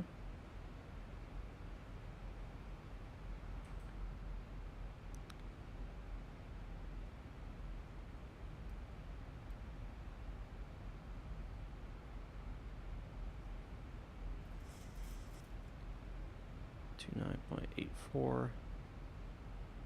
Phoenix Sky Harbor INTL There it information is. Yankee.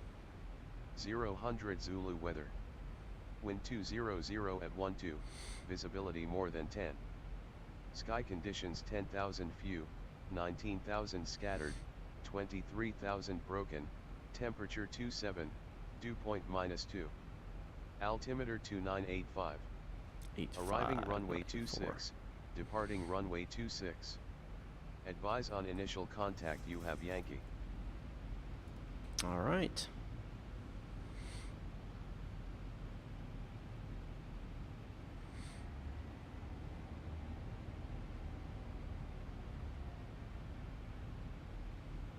Once we hit 18,000 feet, we're going to switch over to our barometric pressure off from standard to 29.85 because we have Yankee. Wind's going to be a slight, bit of an interesting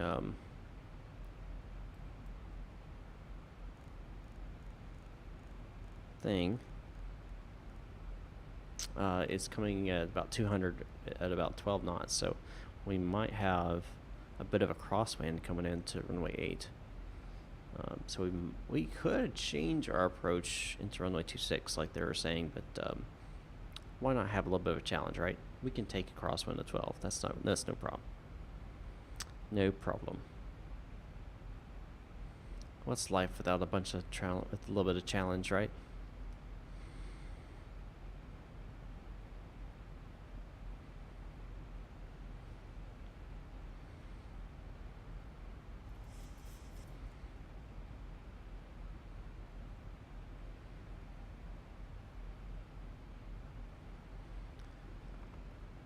I think it's going to be over here somewhere.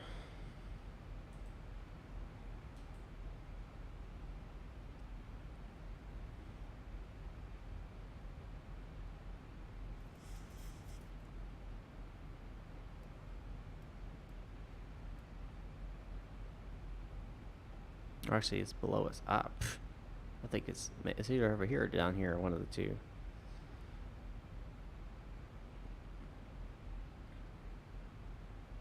But we're gonna have to do this weird like pattern thing.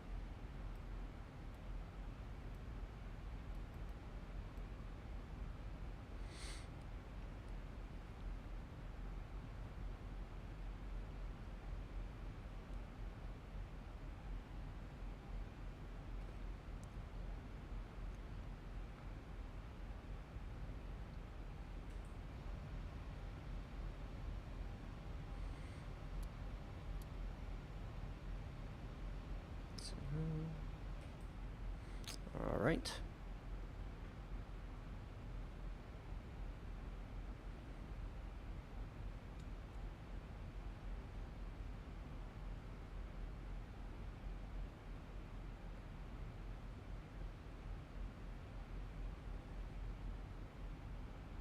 Yeah, that's the airport right there. I think we're going to fly over it and then make a turn and then land that way, I believe. That's the pattern we're going to be coming in on.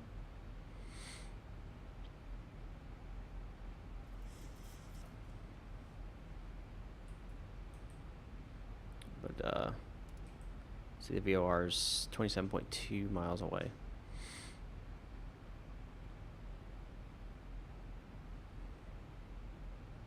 Yep, we got the light from the airport. Getting close.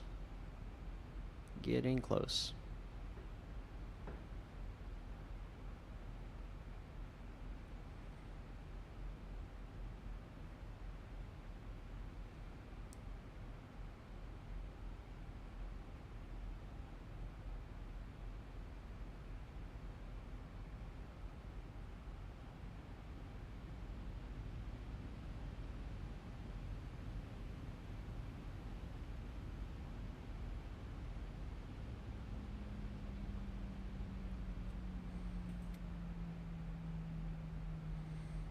Let's get my reference here. We're looking at 139. Where did I have this at?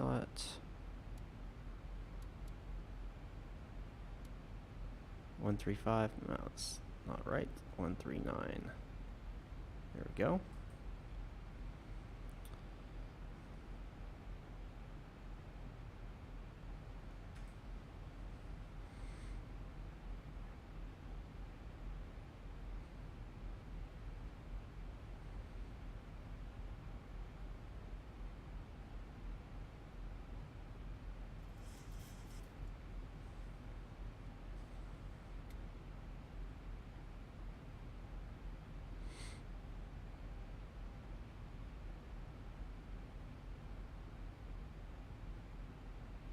Yep, so we're going to go out and I think we're actually going to come, yeah, this way and come in that way. This is the, maybe? I'm kind of confused.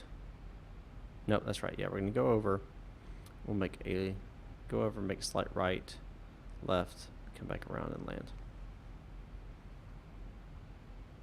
I think that's right. I think that's how it's going to go.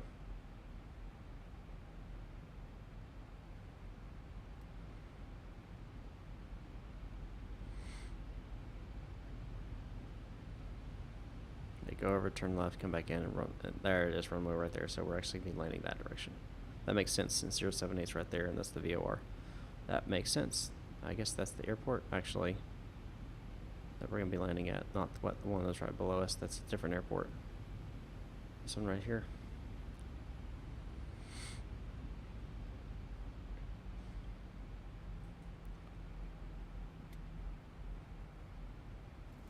Oh, there we are. Coming onto the thing.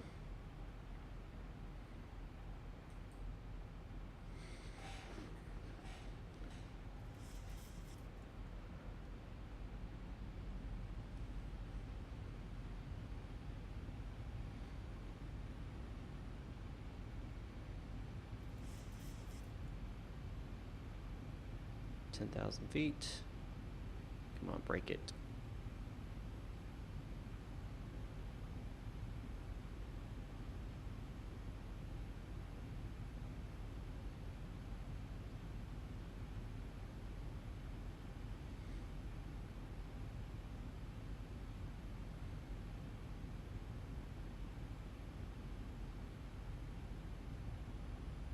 All right.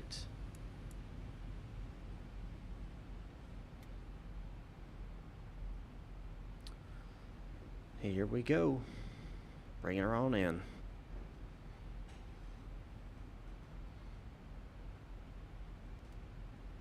Get a little bit of spree brake to slow her down here.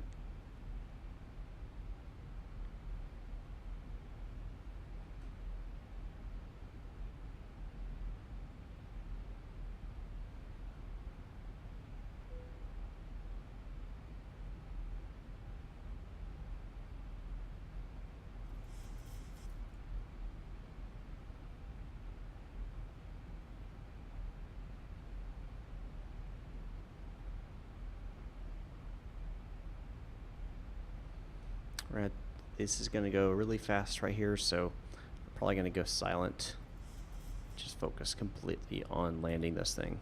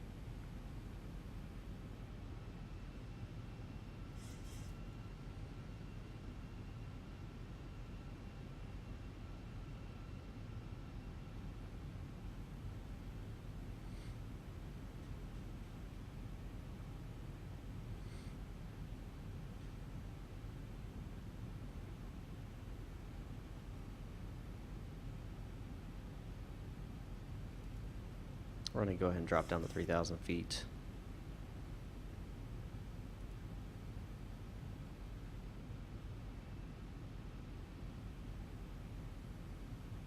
Go ahead and start making that descent.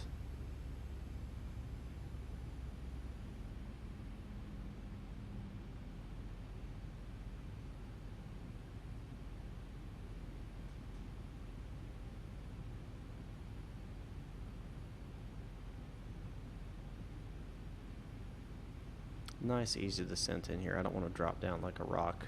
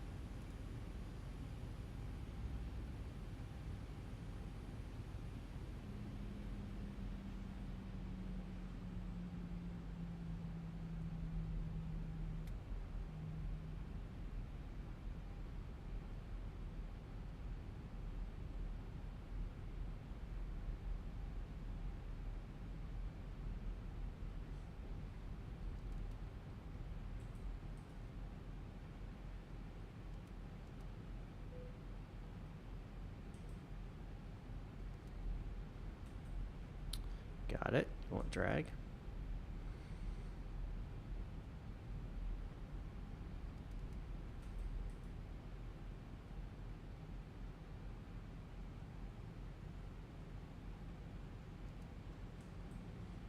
Arm that speed brake. All right, we're starting to establish on the ILS here. It's starting to pick that up. That's about right. Let's go and drop the 15.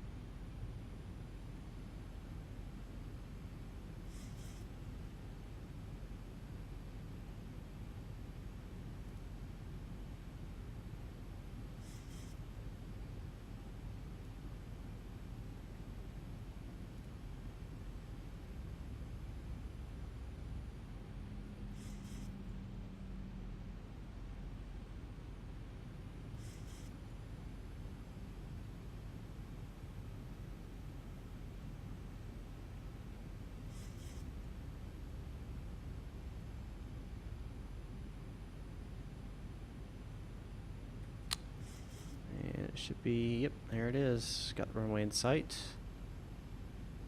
Go and drop gear. 1,000 to go.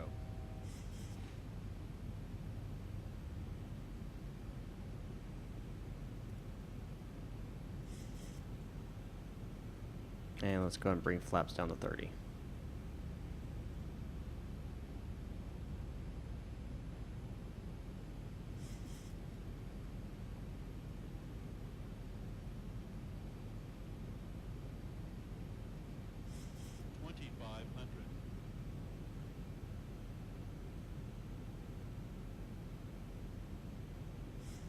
I believe that's the runway actually we're trying to hit right now.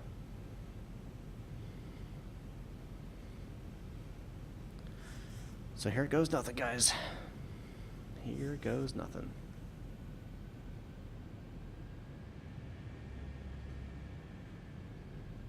Got established on the glide slope, 6 miles out.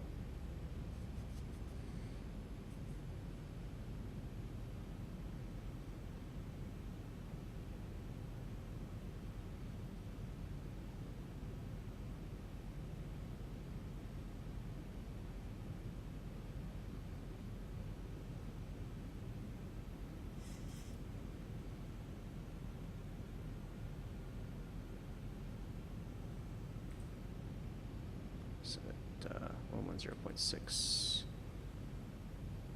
110.6.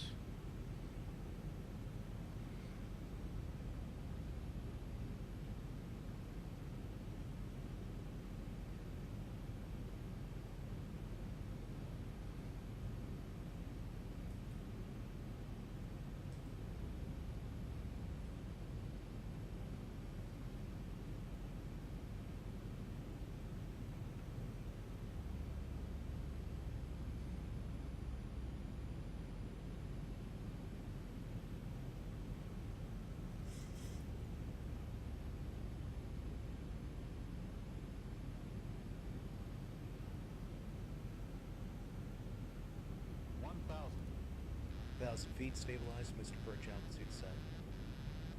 Alright. Pilots control the aircraft.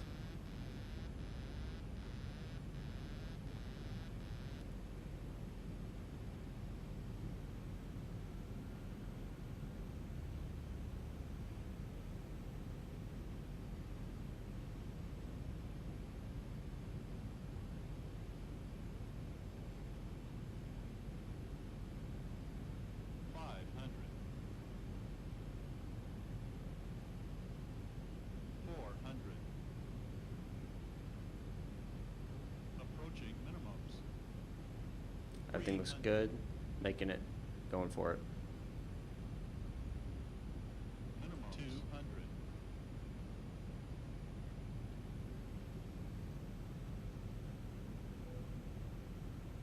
100. 50. 40. 30. 20. 10. Come on. Get her down, get her down, get her down. There we go. Reversers.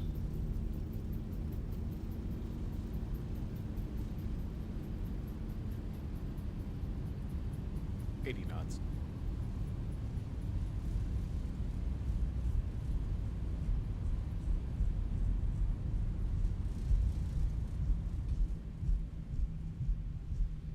Alrighty.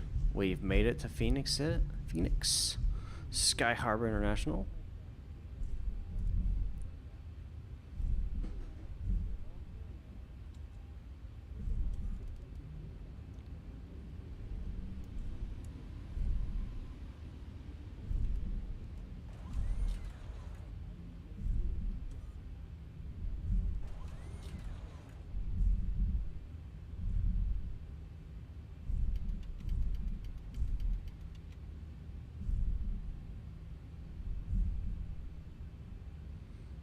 Now we got to go around to the southwest area of the airport.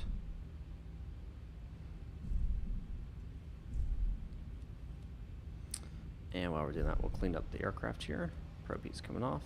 It's going steady.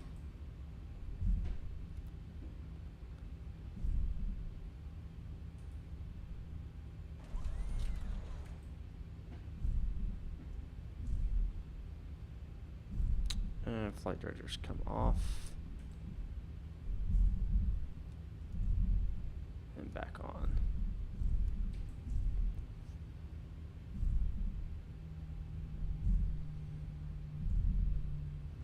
Mr. Popsicle. Sure, man. Yeah, I can help. What's your problem? What's the issue you're running into?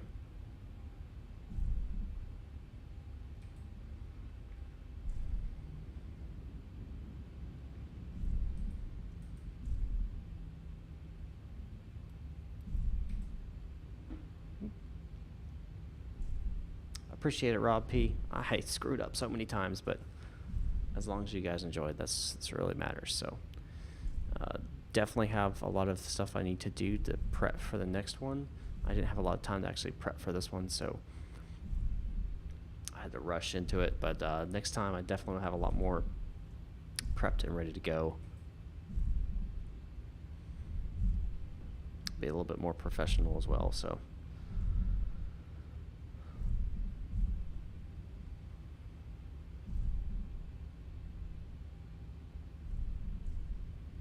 You can't get your APU to turn on?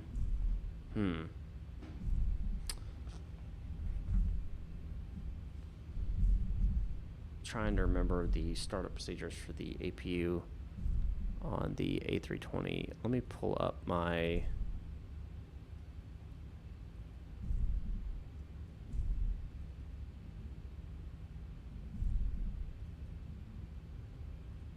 A320 checklist that I made for myself. Let's see here.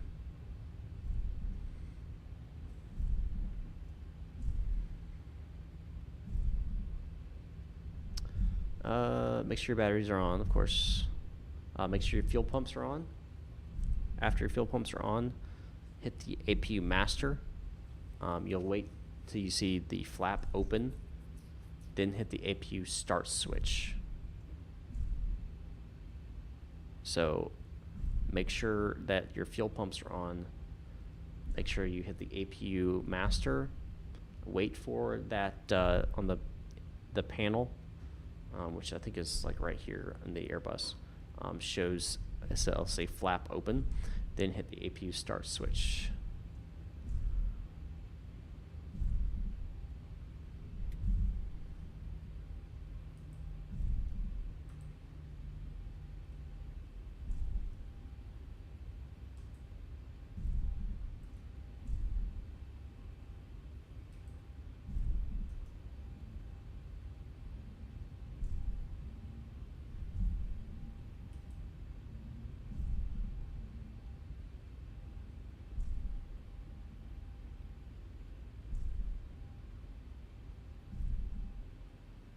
And there we go.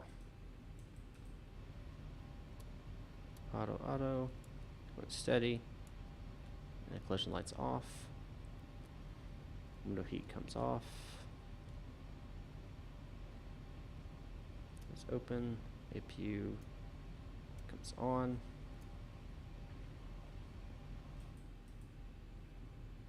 Brake and brake set.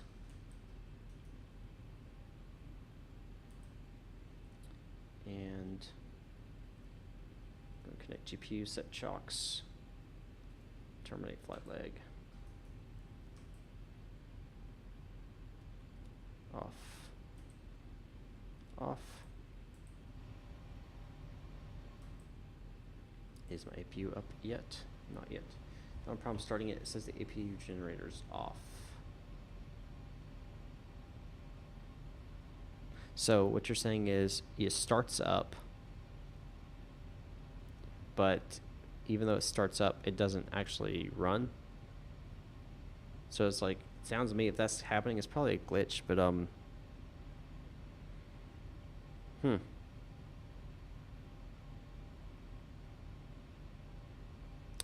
Good question. I would probably have to see it, honestly, to tell you exactly what's going on. Come on, cut off.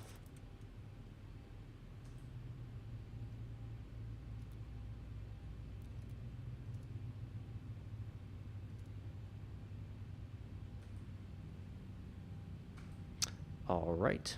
Well, guys, that's pretty much going to do it for today. Hope you guys enjoyed.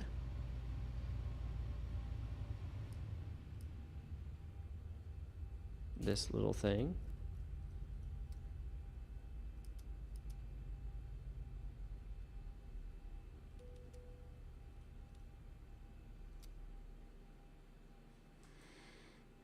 I hope you guys will join me next time. I don't know what the next stream will be, but I do know that I'll be releasing a video next week. Hope you guys tune into that and enjoy it. And it's going to be special, like I said before. Highly recommend that you guys check it out when it does come. And yeah, let me go ahead and do this. Let me do a replay here.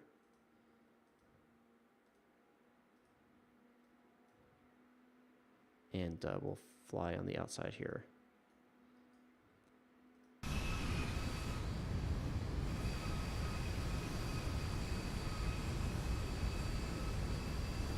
And nope, that's not what I want.